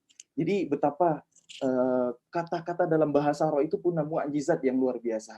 Nah, ulama mengkaji bahwa huruf ta dan jim itu jarang sekali bertemu dalam kosakata bahasa Arab seluruhnya gitu. Hanya terjadi di tiga kata gitu. Pertama tajara, yaitu tijarah, ya, perniagaan. Yang kedua ada nataja, intaj, itu artinya produksi. Masih mirip-mirip, ya. Dan yang ketiga ada murtaji, irtaja, orang yang berharap. Ini luar biasa, kalau dikaji ini luar biasa, Masya Allah. Cuma kita perlu berhati-hati gitu. Karena tadi disampaikan oleh Mas Ipo, ya, akibat dari perniagaan itu adalah kekayaan. Disampaikan sama Mas Ipo kan seperti itu tadi. Jadi kita perlu berhati-hati sebelum kita Allah berikan karunia, Allah berikan kekayaan, kita harus lebih dulu menginstal keimanan yang sempurna. Karena mungkin jarang, ya, disampaikan. Oke, kita udah yakin nih, kita kaya karena ada manfaatnya. Sebagaimana dulu para sahabat Nabi mengadu, ya Rasulullah, orang-orang kaya itu mereka beramal seperti kami beramal. Mereka sholat 5 waktu, mereka berpuasa, dan lain sebagainya. Tapi kami ada satu amal yang nggak bisa kami lakukan seperti yang dilakukan oleh orang-orang kaya itu. Jadi kegelisahan para sahabat Nabi itu adalah soal akhiratnya, karena mereka punya iman yang luar biasa. Bukan mungkin iri kayak kita hari ini ngelihat ada orang kaya, naudzubillah min dzalik, mudah-mudahan Allah jaga kita dari penyakit hati, ya, julid gitu. Enaknya dia punya rumah gede, enaknya dia punya mobil mewah, walaupun nggak ada yang salah dengan itu semua. Tapi mungkin hari ini kita masih obsesinya soal dunia doang, ya. Mungkin nggak semuanya, ya. Kalau kita lihat para sahabat Nabi dulu, mereka kegelisahannya, kegundahannya adalah soal akhirat. Orang-orang kaya itu mereka beramal seperti kami beramal, tapi ada amal yang nggak bisa kami lakukan. Apa itu? Menjadi dermawan, berinfak dengan hartanya, zakatnya luar biasa, wakafnya yang dimanfaatkan untuk umat, yang amalannya mengalir terus-menerus. Kemudian Rasulullah memberi nasihat kepada sahabat-sahabat yang dalam tanda kutip miskin ini. Kalau begitu, ucapkanlah Subhanallah 33 kali, Alhamdulillah 33 kali, Allahu Akbar 33 kali. Ini sebagai amal tambahan untuk sahabat-sahabat yang miskin ini. Nah, kemudian selang beberapa waktu ternyata amal satu ini, amal yang dinasihatkan Nabi kepada sahabat miskin ini sampai juga ke sahabat-sahabat Nabi yang kaya gitu. Sahabat-sahabat yang miskin ngadu lagi ke Rasulullah, ya Rasulullah, sahabat-sahabat yang kaya sudah mengetahui juga amal ini gitu. Gimana kami kalah lagi dalam amal solehnya? Gitu. Kurang lebih gitulah. Saya riwayatkan secara makna. Kemudian Rasulullah bersabda, "Dzalika fadlullah yu'tihi man yasha." Itulah fadilah, itulah keistimewaan, itulah keutamaan dari Allah kepada hamba-hambanya yang dikehendaki. Jadi memang kekayaan itu ada fadilahnya, ada keutamaannya kapan? Ketika kita menjadi dermawan, ketika kita gemar berbagi. Karena Islam itu ruhnya adalah, spiritnya adalah berbagi. Nah, uniknya ayat-ayat tentang sedekah, tentang amal sosial, tentang menjadi dermawan, itu perintahnya lebih dulu turun sejak saat Nabi berdakwah di Mekah, fase Makkiyah, sebelum Nabi hijrah ke Madinah, yang lamanya itu 13 tahun. Nabi hijrah ke Madinah, berdakwah di sana 10 tahun, kan lebih singkat, ya. Di sana turun ayat-ayat perintah, larangan, syariat. fikih, muamalah, aturan-aturan Allah, ibadah itu umumnya turun di Madinah. Tapi giliran amal sosial seperti dalam surah Al-Hajj, jumhur ulama mengatakan surah Al-Hajj ini kan surah Makkiyah. Ya ayyuhallazina يا أيها الذين آمنوا اركعوا واسجدوا واعبدوا ربكم وافعلوا الخير لعلكم تفلحون. Wahai orang-orang yang beriman, rukuklah kalian kepada Allah, sujudlah kalian kepada Rabb kalian, dan beribadahlah hanya kepada Allah, dan kerjakanlah amal sosial, waf'alul khair. Ini yang dimaksud adalah berbagi, sedekah. Ayat-ayat tentang zakat misalnya, zakat pertanian. Mayoritas penduduk Mekah itu kan mereka adalah tajir, pedagang. Tapi kok ayat-ayat tentang zakat pertanian wa atu haqqahu yauma hasadih yang ada di surah Al-An'am lebih dulu turun ketika fase Makkiyah sebelum hijrah ke Madinah. Padahal orang Ansar yang punya profesi sebagai petani atau mereka bercocok tanam. Ini menandakan bahwa jauh sebelum memiliki kekayaan, karunia Allah yang luar biasa, Allah mengajarkan kita untuk berbagi, beribadah sosial, itu menjadi dermawan. Berbahaya sekali kalau kita dikasih harta, ya, kekayaan, seperti kata Mas Ipo tadi, banyak orang kaya tapi mereka gunakan untuk hal-hal yang kurang faedah, ya, untuk menghamburkan hartanya untuk kesia-siaan, kurang manfaatnya. Itu berbahaya sekali. Kenapa? Karena menjadi kaya tanpa punya iman yang kuat, tanpa punya pondasi yang kokoh, tanpa punya mindset berbagi, itu akan memberatkan hisab. Jadi kalau disampaikan Mas Ipo tadi, ke orang-orang kaya itu cepat masuk surganya, kenapa? Karena mereka punya iman, karena mereka tidak pernah ragu untuk berbagi. Mindset sedekah ini hal yang umum, ya. Wakafnya luar biasa, infaknya luar biasa. Itu yang perlu kita tanamkan kepada kita hari ini, karena ketika kita nyemplung ke dunia bisnis, ke dunia tijarah, itu insya Allah sunnatullah, itu menjadi sunnatullah kita menjadi kaya, apalagi di lingkungan komunitas bisnis yang bagus, dibimbing oleh mentor, itu insya Allah sunnatullahnya Allah akan memberikan karunia-Nya, akan Allah bukakan jalannya kepada kita. Tapi yang jauh lebih penting adalah install hati, mindset kita untuk berbagi, keimanan bahwa akhirat adalah tujuan kita, bukan sebatas menumpuk harta kita di dunia saja. Nah, yang seperti itu yang membuat hisab kita berat. Nah, baik, izin saya lanjutkan sedikit lagi. Nah, kalau kita lihat ayah bunda semuanya yang disayang Allah, ring-ring terdekat Nabi, ring nomor 1 Nabi, ya, 10 sahabat Nabi al-Mubashshiruna bil Jannah, itu kan 9 diantaranya adalah mereka pedagang, mereka orang-orang kaya pada akhirnya. Kenapa bisa demikian? Karena ketika Rasulullah SAW hijrah ke Madinah, kemudian diikuti oleh para sahabatnya, Rasulullah karena pendidik, manusia terbaik sekaligus pendidik terbaik, tahu potensi para sahabatnya. Jadi Rasulullah itu tidak mengizinkan para sahabatnya yang berasal dari Mekah, yang skill utama mereka adalah pengusaha atau pedagang, ya, mengambil alih kerjaannya orang-orang Ansar atau orang-orang Madinah, yaitu pertanian. Karena orang Mekah itu memang udah darah mereka adalah pedagang. Karena ini adalah teks Qur'ani. Kita hafal surah Quraisy, ya. A'udzu billahi minasyaitonir rajim. Bismillahirrahmanirrahim. Li'ilafi Quraisy ilafihim rihlatash shita'i was-shaif. Karena kebiasaan orang-orang Quraisy yaitu mereka melakukan rihlah perjalanan pada musim dingin dan musim panas. Dalam rangka apa mereka pergi? Tadi sudah disampaikan oleh Mbak Oki, dalam rangka bisnis, dalam rangka tijarah, dalam rangka perdagangan.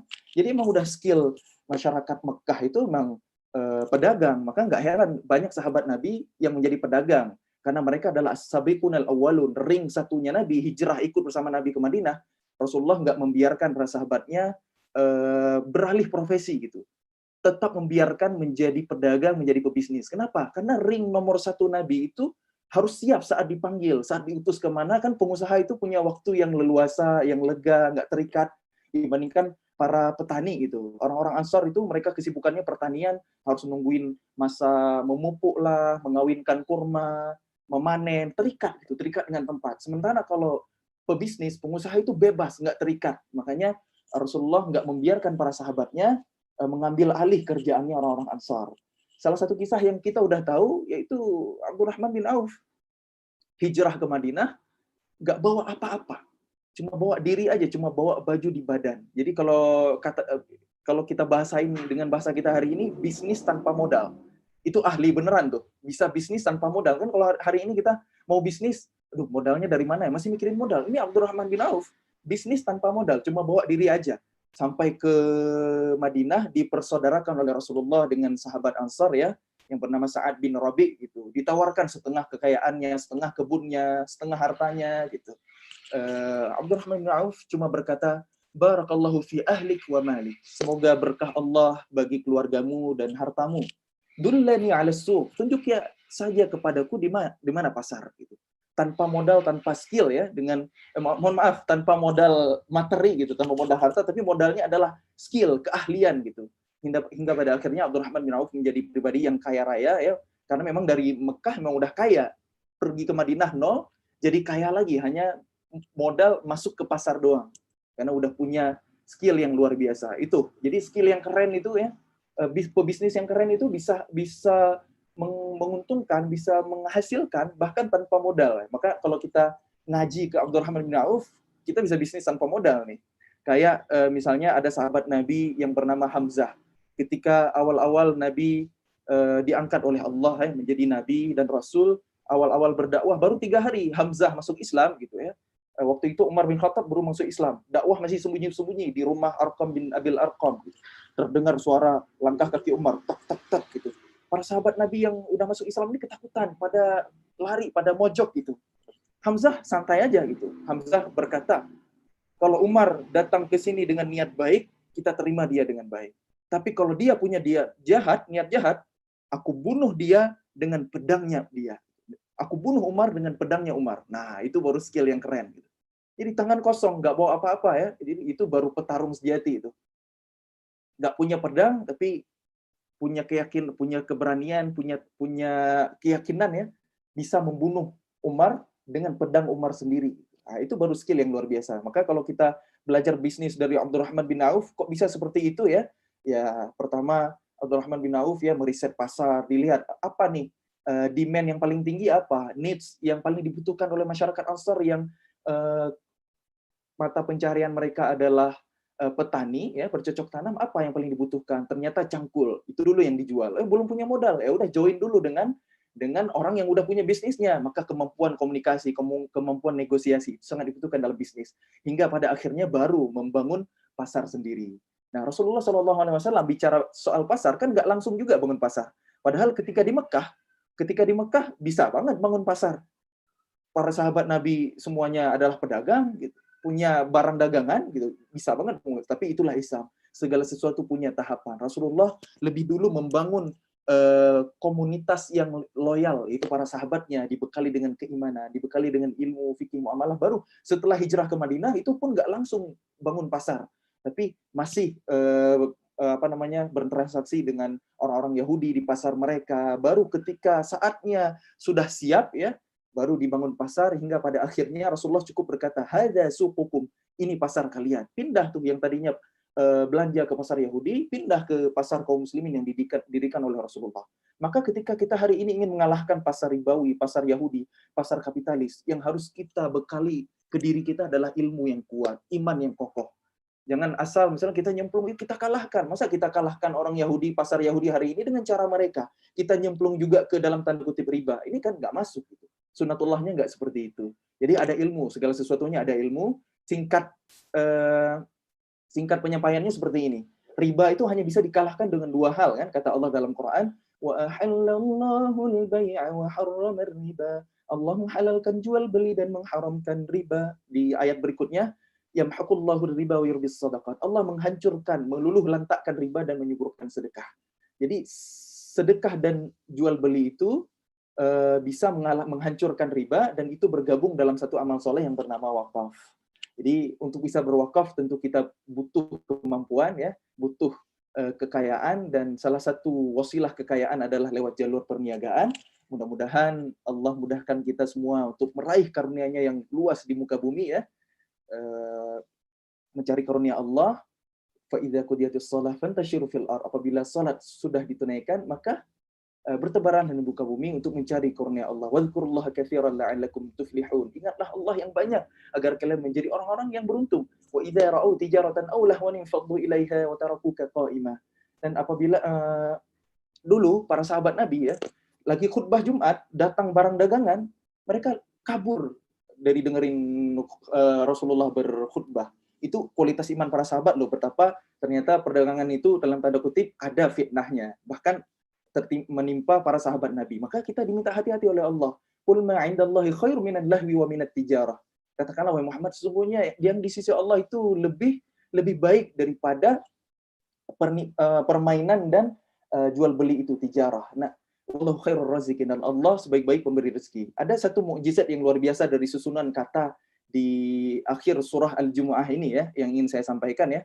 Jadi ada dua, Allah sebutkan di situ, ada lahwun, permainan, ada tijarah. Nah, Allah membolak-balik gitu. Di awal ayat, ini ayat terakhirnya ya,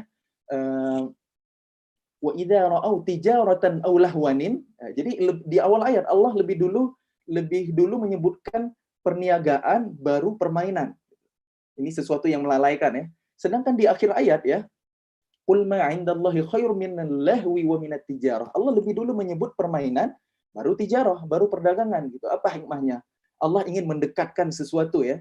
Ketika Allah berfirman di awal ayat, wa idza ra'au tijaratan aw lahwan faddu ilaiha wa tarakuka qa'imah. Ternyata permainan itu lebih dekat ke melalaikan gitu. Wa idza ra'au tijaratan aw lahwan faddu ilaiha. Jadi yang melalaikan itu permainan gitu. Tijarahnya itu di belakang gitu. Sedangkan ketika Allah menyampaikan wallahu khairur raziqin ya, qul ma 'indallahi khairum minal lahwi wa minat tijarah. Lebih dulu permainan baru tijarah. Karena kata tijarah ini akan dekat ke Allah sebagai sebaik-baik pemberi rezeki. Jadi apa hikmahnya? Apa pelajarannya? Orang yang senangnya main-main ya, kayak anak-anak muda itu senangnya main aja, main yang nggak faedah, membuang waktu, maka rizkinya itu jauh. Sedangkan kalau kita mau didekatkan oleh Allah dengan rizki, maka jalannya adalah tijarah, perdagangan. Makanya Allah dekatkan kata tijarah dengan Allah sebagai sebaik-baik pemberi rezeki. Wallahu a'lam bishawab. Mohon maaf kalau ada kekurangan dalam penyampaian. Yang benar dari Allah, yang keliru dari kebodohan saya, semoga Allah ampuni. Wallahu a'lam bishawab. Barakallahu fikum. Saya balikin lagi ke Mas Ipo. Masya Allah. Terima kasih Mas Muzamil ya. Ini saya ngikutin perkata ya. Sampai ada beberapa poin saya catat juga gitu. Padahal kita ini acara bareng itu udah sering. Tapi ada aja itu ilmu baru lagi, Masya Allah. Samudra ilmu, samudra hikmah, Masya Allah. Ya. Jadi teman-teman ya, saya yakin ya ini sampai detik ini teman-teman mendapatkan manfaat yang luar biasa ya. Teman-teman kalau masih mendengar suara saya dengan jelas ya, coba ngacung tangannya, gerakkan jempolnya boleh. Sinyal aman ya, kuota aman ya. Oke, izin saya lanjut ya sekitar 15 menit ke depan ya. Kita tuntaskan materi pada hari ini. Boleh ditayangkan lagi slide-nya? Saya lanjut ya, Mas Muzamil. Silakan Mas. Ya, izin lanjut sebentar ya, teman-teman. Nah, ini udah kita bahas, kita buka lagi slide berikutnya. Ya. Jadi Masya Allah ya, ini bukti-bukti kekayaan para sahabat ya. Nah, ini ya ketika saya bertanya langsung kepada ulama-ulama kontemporer ya zaman sekarang. Saya bertemu dengan Syekh Yusuf Qaradawi ya, beliau sempat menjadi ketua ulama sedunia. Ya, beberapa periode beliau ketuanya. Ya, saya tanya tentang harta, boleh nggak punya harta? Ya, beliau sampaikan tentang dua ayat ya, surah Al-Maun dan At-Takasur. Ya, dua peringatan. Ya, apa itu? Jangan bermegah-megahan, dan apa? Ingat orang susah. Gitu. Jadi boleh. Dia bilang kan takut perlu harta, haus perlu harta, kita perlu minum. Ya, lapar perlu harta, perlu makan gitu. Sama juga kalau takut kita perlu perlindungan, perlu harta. Jadi ya boleh dia bilang. Masya Allah. Ya, ini Syekh Yusuf Qaradawi. Oke. Kemudian saya tanya juga dengan Syekh Yusuf Estes. Ya, alhamdulillah selama di Indonesia saya temani beliau ya berhari-hari. Ya, saya waktu melepas beliau itu ya sampai nangis saya. Ya, benar-benar sedih saya waktu itu. Ya, rasanya tuh dekat banget sama beliau. Ya, saya mau cium tangan beliau nggak diizinkan, malah dipeluk. Berkali-kali dipeluk sama beliau. Ya, kalau makan tuh juga makan itu makan bareng gitu di piringnya beliau. Bahkan beliau juga bawa tumbler, ya itu isinya aja kopi. Kami diminta itu ya minum langsung dari sana, coba, Masya Allah. Ya, saya yang nggak berani kan, dipaksa sama beliau. Akhirnya minum juga tuh dari tumblernya beliau, Masya Allah. Jadi satu tumbler minum bareng, Masya Allah. Ya, nah beliau bilang ya bahwa kaya atau miskin itu adalah ujian. Intinya apa ya? kaya ujian, miskin ujian, hati-hati gitu. Karena orang miskin pun banyak akhirnya menjadi murtad, ya kan? Kita lihat zaman sekarang seperti apa. Saya tanya lagi sama Dr. Zakir Naik, ya. Alhamdulillah juga seminggu lebih saya temani beliau selama di Indonesia, ya. Ini alhamdulillah nih Syekh Yusuf Estes, Dr. Zakir Naik, ya, Ustadz Aman Alikan begitu nyampe di Indonesia, alhamdulillah saya temani di mobil saya, alhamdulillah. Jadi mudah-mudahan kesipratan berkahnya, insya Allah. Nah, Dr. Zakir Naik bilang, ya, boleh, tapi hati-hati, ada hisab. Ya, so dia bilang be careful when you are powerful. Ya, begitu kita kuat, punya harta, punya kekuasaan, hati-hati, hisab juga makin ada, makin nyata gitu. Ya, harus bisa dipertanggungjawabkan. Kalau nggak nanti berat itu hisabnya. Ya. Nah, Ustadz Numan Alikan menyampaikan kalimat yang netral bahwa bukan soal kaya atau miskinnya, tapi apakah kita sudah mempersembahkan the best effort. Ya. Nah, kalau sudah dipersembahkan best effort-nya, ya konsekuensinya mungkin ya kita dapat kompensasi harta. Tapi isunya dalam Islam adalah apakah engkau sudah mempersembahkan yang terbaik? Entah kita sebagai notaris, pengacara, petani, ya, nelayan, termasuk juga pengusaha, persembahkan yang terbaik. Gitu. Nah, kalau kita persembahkan yang terbaik, ikhtiar kita, insya Allah kompensasinya, ya, yang mungkin berupa rupiah dan seterusnya itu, insya Allah akan kita dapatkan. Ya, intinya semua bilang boleh gitu. Ya, kita lanjut lagi. Ya, nah ini kita mulai masuk ke materi yang lebih ini ya. Ini kata Ustadz Adi Dayat. Saya tanya langsung sama beliau. Ya, alhamdulillah kita berapa kali sering ketemu gitu ya. Sampai ke rumah beliau juga saya gitu ya. Nah, ini di rumahnya Pak Din waktu itu ya. Saya tanya, boleh nggak ini kaya gitu? Dia bilang lebih baik kaya masuk surga daripada miskin nggak jelas. Ya belum seperti itu. Ya, saya timpalin lagi. Boleh nggak Ustadz sampaikan ini di hadapan publik ya, biar publik itu juga ngerti gitu Ustadz, biar paham juga gitu Ustadz. Oke, akhirnya berapa minggu kemudian beliau sampaikan ya waktu di kajian musyawarah waktu itu. Ya, kajian musyawarah. Ya. Nah, harta ketika di dunia, ya maksudnya di tangan kita gitu ya, dengan izin pengelolaan itu ya yang diberikan pada kita, berguna buat apa? Hukazis, haji, umroh, kurban, akikah, zakat, infak, sedekah. Hukazis. Selagi kita hidup untuk hukazis. Kalau kita meninggal untuk 3W, waris, wakaf, wasiat, insya Allah. Ya. Nah, wakaf ini masya Allah, aslinya di zaman sahabat, di zaman Nabi itu wakaf itu properti. Ya, di zaman kemudian baru akhirnya berkembang fikih yang namanya wakaf tunai. Tapi aslinya properti, masya Allah. Ya, di zaman Nabi, sahabat itu hampir semuanya properti. Ya, nah, hampir semuanya. Ya, oke, kita buka lagi slide berikutnya. Nah, ini beberapa pesan ya tentang pentingnya harta ya. Mukmin yang kuat lebih disukai Allah, sebaik-baiknya harta berada di tangan orang beriman. Ya, tinggalkan ahli waris dalam keadaan cukup itu lebih baik ya, dan seterusnya dan seterusnya. Kita buka lagi yang berikutnya. Nah, ini saya pengen kasih solusi buat teman-teman ya, soal pengelolaan bisnis ya. Bisnis apa yang bertahan ketika pandemi ini. Ya, ini penting sekali ya. Saya 2 kali diliput sama detik.com gara-gara materi ini. Ya, mereka minta izin untuk menyebarluaskan materi ini. Memang saya mau, saya izinkan ya, karena bagus banget jadi solusi bagi orang banyak ya. Saya sampaikan ya, dan detik.com waktu itu mengundang saya sampai 2 kali. Karena materi ini ya sangat-sangat penting, sangat-sangat powerful. Saran saya teman-teman kalau bisa dicatat pakai pena, pensil atau handphone silahkan dicatat ya. Karena ini sangat-sangat penting. Ya, atau screenshot nih sekarang juga silahkan ya, karena materi ini sangat-sangat teknis, sangat-sangat berguna ya untuk kehidupan kita di masa pandemi seperti sekarang. Baiknya yang seperti apa? Baiknya bisnis yang seperti apa? Produk yang seperti apa? Ya, oke, balik lagi layarnya ke saya, boleh?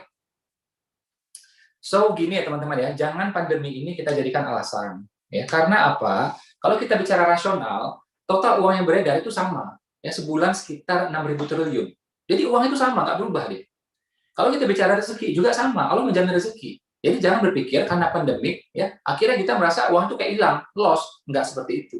Ya, asalkan kita kreatif, kita gigih, uang itu akan dapat juga, insya Allah. Ya, rezeki pasti keluar juga. Itu ular, burung, lebah, ya nggak pakai seminar, nggak pakai training, nggak pakai kuliah S1, ya dapat rezekinya, dijamin rezekinya. Apalagi kita pakai seminar, pakai training, ya pernah kuliah juga, alhamdulillah. Ya kan, insya Allah lebih dijamin rezekinya, ya kan? Nah, teknisnya gimana nih? Ya, saran saya teman-teman di masa pandemi ini jasa yang sifatnya kontak fisik orang cenderung mengurangi. Contohnya apa? Salon, spa, bekam, ya khusus nyetir mobil. Nah, orang cenderung mengurangi atau menghindari. Termasuk juga dokter gigi, ya perawatan wajah, orang cenderung mengurangi, menghindari. So saran saya, ya jasa-jasa seperti ini tawarkan produk.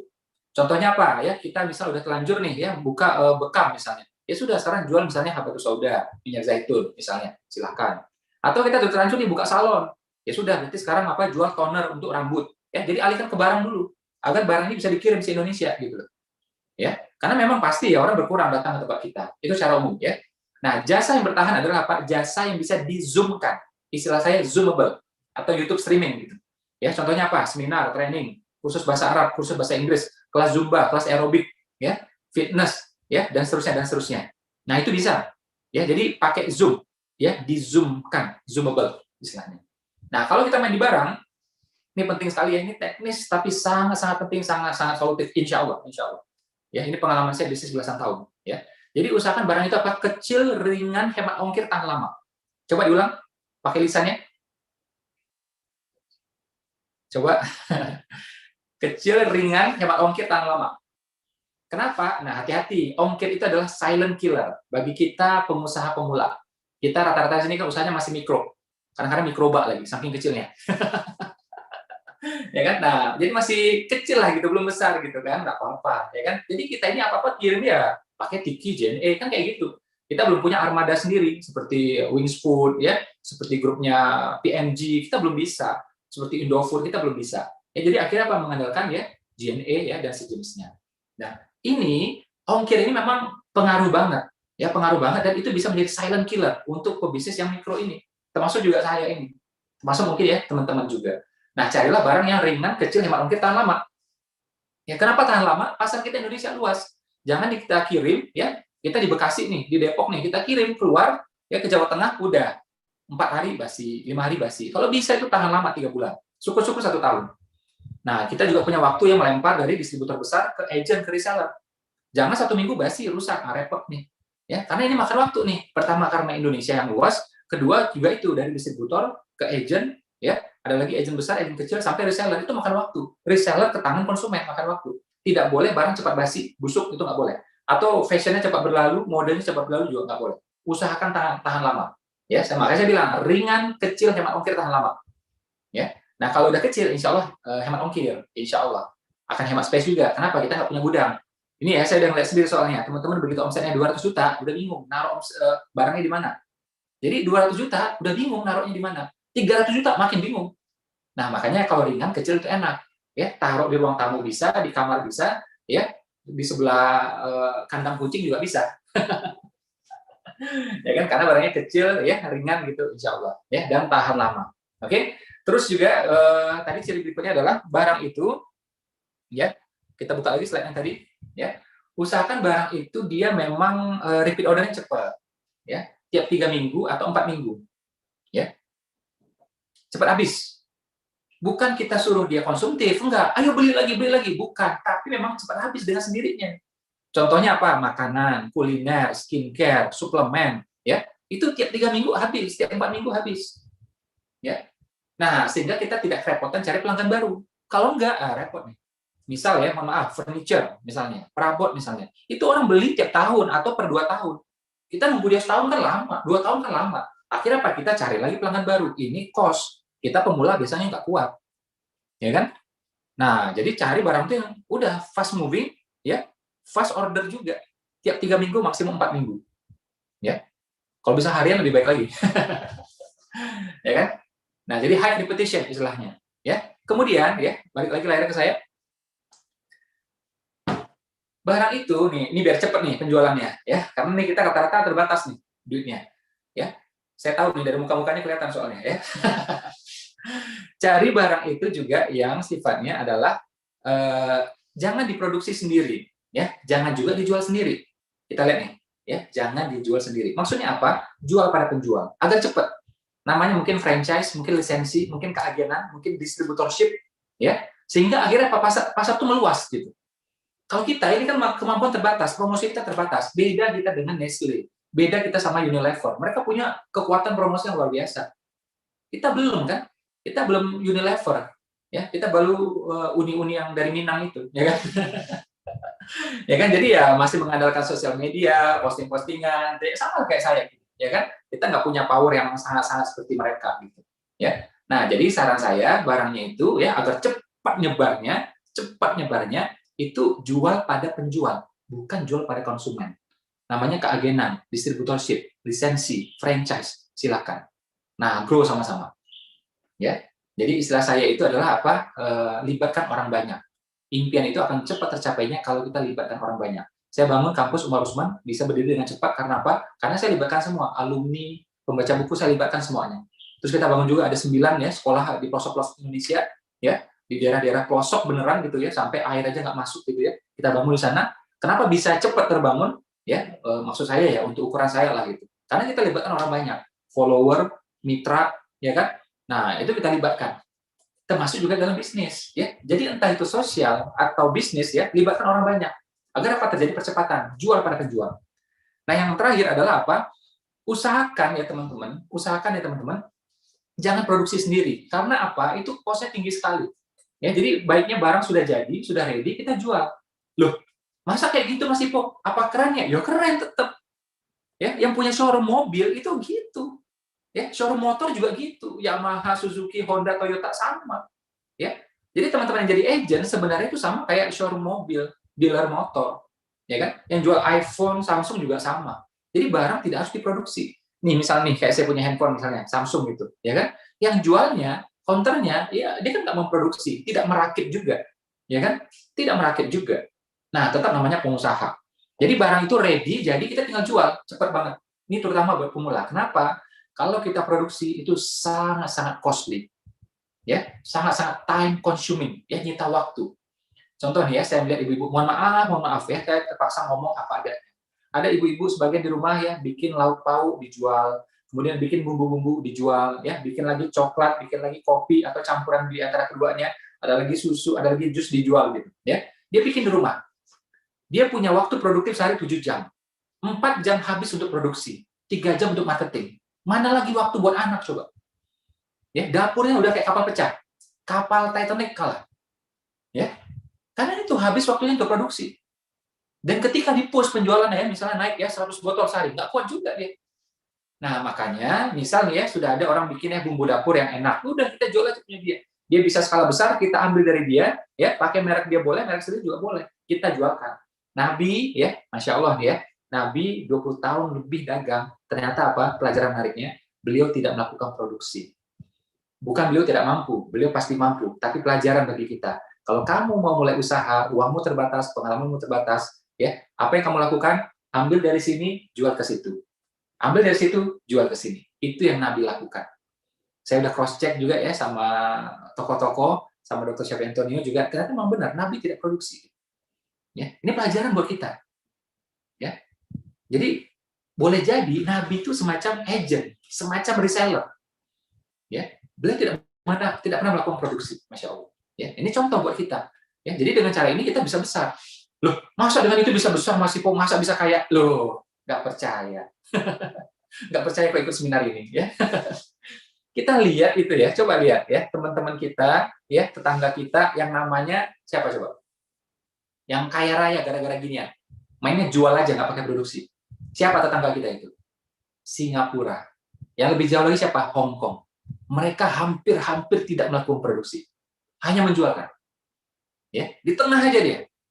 Tapi coba kekuatan ekonomi seperti apa? Ya, kekuatan ekonomi seperti apa coba? Ya, makanya ketika pandemi ini mereka agak repot karena ya barang kan pada berhenti semua. Ini memang mereka agak terganggu ekonominya. Ya, tapi ketika tidak pandemi, lihat kekuatan ekonominya seperti apa. Ya, bahkan ya Perdana Menterinya ya pernah waktu meledek kita ya karena kita berharap Singapura mau bantu ekonomi Indonesia coba. Itu diledekin sama dia, jadi bahan bercandaan sampai ketawa tuh orang satu parlemen waktu itu. Ada videonya kan gitu. Kita dengar sakit hati, tapi itu kejadian. Itu kejadian. Ya. Jadi diambil barang-barang terbaik, dia jualkan lagi di negara lainnya. Dan dia bikin bagaimana tuh efisien, murah ya, sehingga barang masuk itu juga cepat dan murah gitu. Kayak Hong Kong ya, ini teman saya pengalaman ya. Dia di Indonesia, dia mau bikin pameran perhiasan ya di Turki. Itu lewat Hong Kong dulu coba. Padahal ini Indonesia, ini Turki. Hong Kong tuh di sini, harus ke sini dulu coba. Baru ke sini coba. Daripada dari Indonesia langsung ke Turki. Malah kosnya tinggi katanya. Banyak perizinannya, ribet banget. Tapi lah Hong Kong malah lebih cepat. Masuk dulu ke Hong Kong, nanti pamerkan ke Turki. Ini teman saya cerita. Ya, dan banyak banget contohnya. Ada lagi kayak teman saya ya yang jual barang di Facebook sampai seluruh dunia juga. Ya, dia bilang basisnya di mana? Di Hong Kong basisnya. Nah, orang Hong Kongnya melakukan juga. Ya, dan Hong Kong ini adalah negeri paling terkenal di dunia. Sampai sering disebutkan uang dari mana? Uang dari Hong Kong. Ya, nah, saking terkenalnya. Ya kan, jadi tempat paling terkenal di Indonesia itu adalah Hong Kong. Ya, makanan paling terkenal di Indonesia apa? dodol, ya. Kamu ini dodol, dodol. Orang Sumatera tetap ngomongin dodol, ya. Nah, jadi ini adalah pelajaran bagi kita bahwa bisnis tidak harus produksi. Bukannya nggak boleh, boleh silakan, tapi tidak harus. Ya, saya ada salah satu produk itu dari Inggris, ya. Jadi Inggris yang produksi, ya. Saya pegang untuk Indonesia, sudah langsung bisa jual. Oke, tapi kalau saya harus beli dulu hutannya, saya bangun dulu hutannya, saya kumpulkan lebahnya, waduh, ya kaya belum tentu, itu malah di setengah lembah saya, ya kan? Karena ngumpulin lebah kayak gitu, ya. Oke, kita buka slide berikutnya. Nah, ini tips praktis ya, itu 5 tadi ya, teman-teman perhatikan baik-baik. Kalau teman-teman langgar 3 saja, itu masalah. Pasti kacau, kalau teman-teman pemula. Ya, jadi 5 ini tolong diikuti semuanya. Ya, 3 dilanggar pasti masalah. Ya, bahkan 2 aja masalah itu. Ya, so sebisanya jangan dilanggar ya, kalau kita ya tahu diri sebagai pemula. Kalau udah jagoan nggak masalah. Omset udah miliaran, apa aja is okay. Ya, tapi kalau masih belasan juta, puluhan juta, saran saya ini diikuti lah. Ya. Oke, kita buka slide berikutnya. Ya, satu lagi kita buka. Next-nya. Oh ya, tadi ada satu tips yang terlupa ya. Saya baru temukan tadi malam hikmahnya, 2 hari yang lalu lah. Ya, cuma saya rumuskan dalam kalimat gitu ya tadi malam. Intinya kalau teman-teman punya modal itu, usahakan uang itu langsung jadi barang semuanya. Jangan uang itu misalnya gini, kita perlu modal 20 juta, terus kita jadikan lagi mesin, ya alat-alat, ya kan, furniture. Nah, itu uang kita susah untuk kembali. Ya. Jadi kalau bisa uang kita 10 juta, 20 juta langsung jadi barang. Ya. Maksudnya apa? Barang dagangan. Ya, kita pindahkan, kita jual, ya kan? Langsung jadi uang lagi. Dapat selisihnya, kita beli lagi barang. Ya. Nah, termasuk juga misalnya teman-teman ya yang modalnya cuma 2 juta, 3 juta, sama saran saya. Contoh nih ya, kalau teman-teman bisa punya 3 juta, terus jual pakai gerobak, ya kan? Nah, itu kan sekitar 2 juta lebih jadi gerobak. Ya, 1 juta baru ya bahan makanan. Ya kan? Bahan makanan diolah. Jadi mengcover 20 jutanya berat. Mengcover 2 juta, 3 jutanya berat. Ya. Jadi saran saya ya gunakan ya uangnya itu sebisa-bisanya hampir semua adalah untuk barang. Pokoknya barang siap jual aja udah. Ya. Jangan untuk mesin, jangan untuk alat ya, jangan untuk perlengkapan. Nah, terakhir dari saya, teman-teman ya. Ini kita lagi pandemi ya.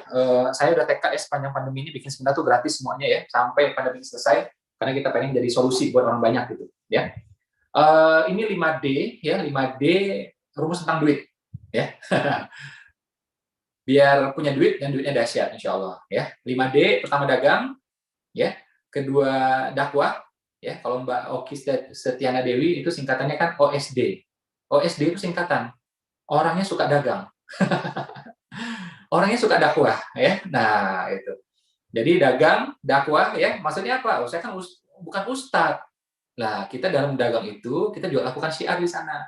Ya, ingatkan tim kita soal agama, ingatkan tim kita soal hari akhir, ingatkan tim kita soal zikir dan seterusnya. Ya, dakwah juga kita.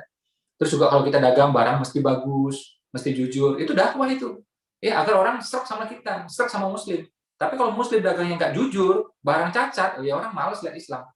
Ya, jadi ya barang bagus, datang on time, ya kan? Kalau pelayanan juga ramah, ya, mau ringan tangan, ya kan? Nah, itu dakwah. Terus apalagi ya tadi Mas Muzamil udah sampaikan dengan sangat baik, udah komplit ya menurut saya nggak perlu lengkapi lagi. Ya, derma, jangan lupa sedekah. Ya kan? Sedekah. Sahabat itu tanda kekayaannya dari sedekah. Bukan soal harta-hartanya, bukan, tapi dari sedekahnya. Ya, bagaimana Utsman sekali sedekah 100 onta, ya. Terus Nabi ngomong lagi, dia tambah lagi 100 onta. Nah, itu tuh. Mata air dibeli sama dia, ya, pasar dibeli sama dia, gitu. Jadi ya mainnya pada kekuatan sedekahnya gitu. Ya, jadi dakwah itu berjalan serentak pada perdagangan. Ya, perdagangan pada derma juga. Pada derma ada dagang semuanya sekalian. Gitu. Dakwah, dagang, derma. Nah, pagi-pagi jangan lupa duha dulu, ya. Saya alhamdulillah belasan tahun berusaha mengkonsistenkan duha, ya.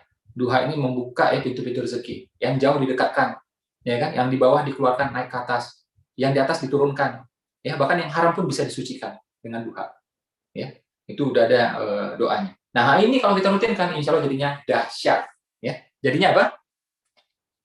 Oke, balik lagi layar ke saya. Oke ya teman-teman, itu tips ya sederhana menurut saya ya, teman-teman bisa praktikkan semuanya. Jadi insya Allah ya niat saya, Mbak Oki di awal, kemudian Mas Muzamil yang muncul kedua, kita pengen ya seminar ini walaupun singkat 1,5 jam bisa menghadirkan solusi. Ya, apapun bisa teman nggak masalah ya. Yang penting kalau ciri-ciri ini dipenuhi, insya Allah ya itu mendekati ya lebih baik lah, lebih stabil lah. Ya tidak resiko-resiko banget gitu. Ya, dan bukan itu saja, insya Allah juga mendekati keberkahan. Itu yang kita cari. Ya, karena kita orang beriman ya, kita punya pertanggungjawaban ya, bukan dunia saja tapi sampai di akhirat. Mungkin itu saja dari saya ya teman-teman ya. Terima kasih atas segala perhatian. Mohon maaf atas segala kekurangan. Mohon doa buat saya ya, buat Mas Muzamil, buat panitia, buat Mbak Oki ya. Mudah-mudahan tetap sehat sehingga bisa ngasih seminar seperti ini ya setiap pekannya, setiap minggunya insya Allah. Assalamualaikum warahmatullahi wabarakatuh. Mohon maaf lahir batin.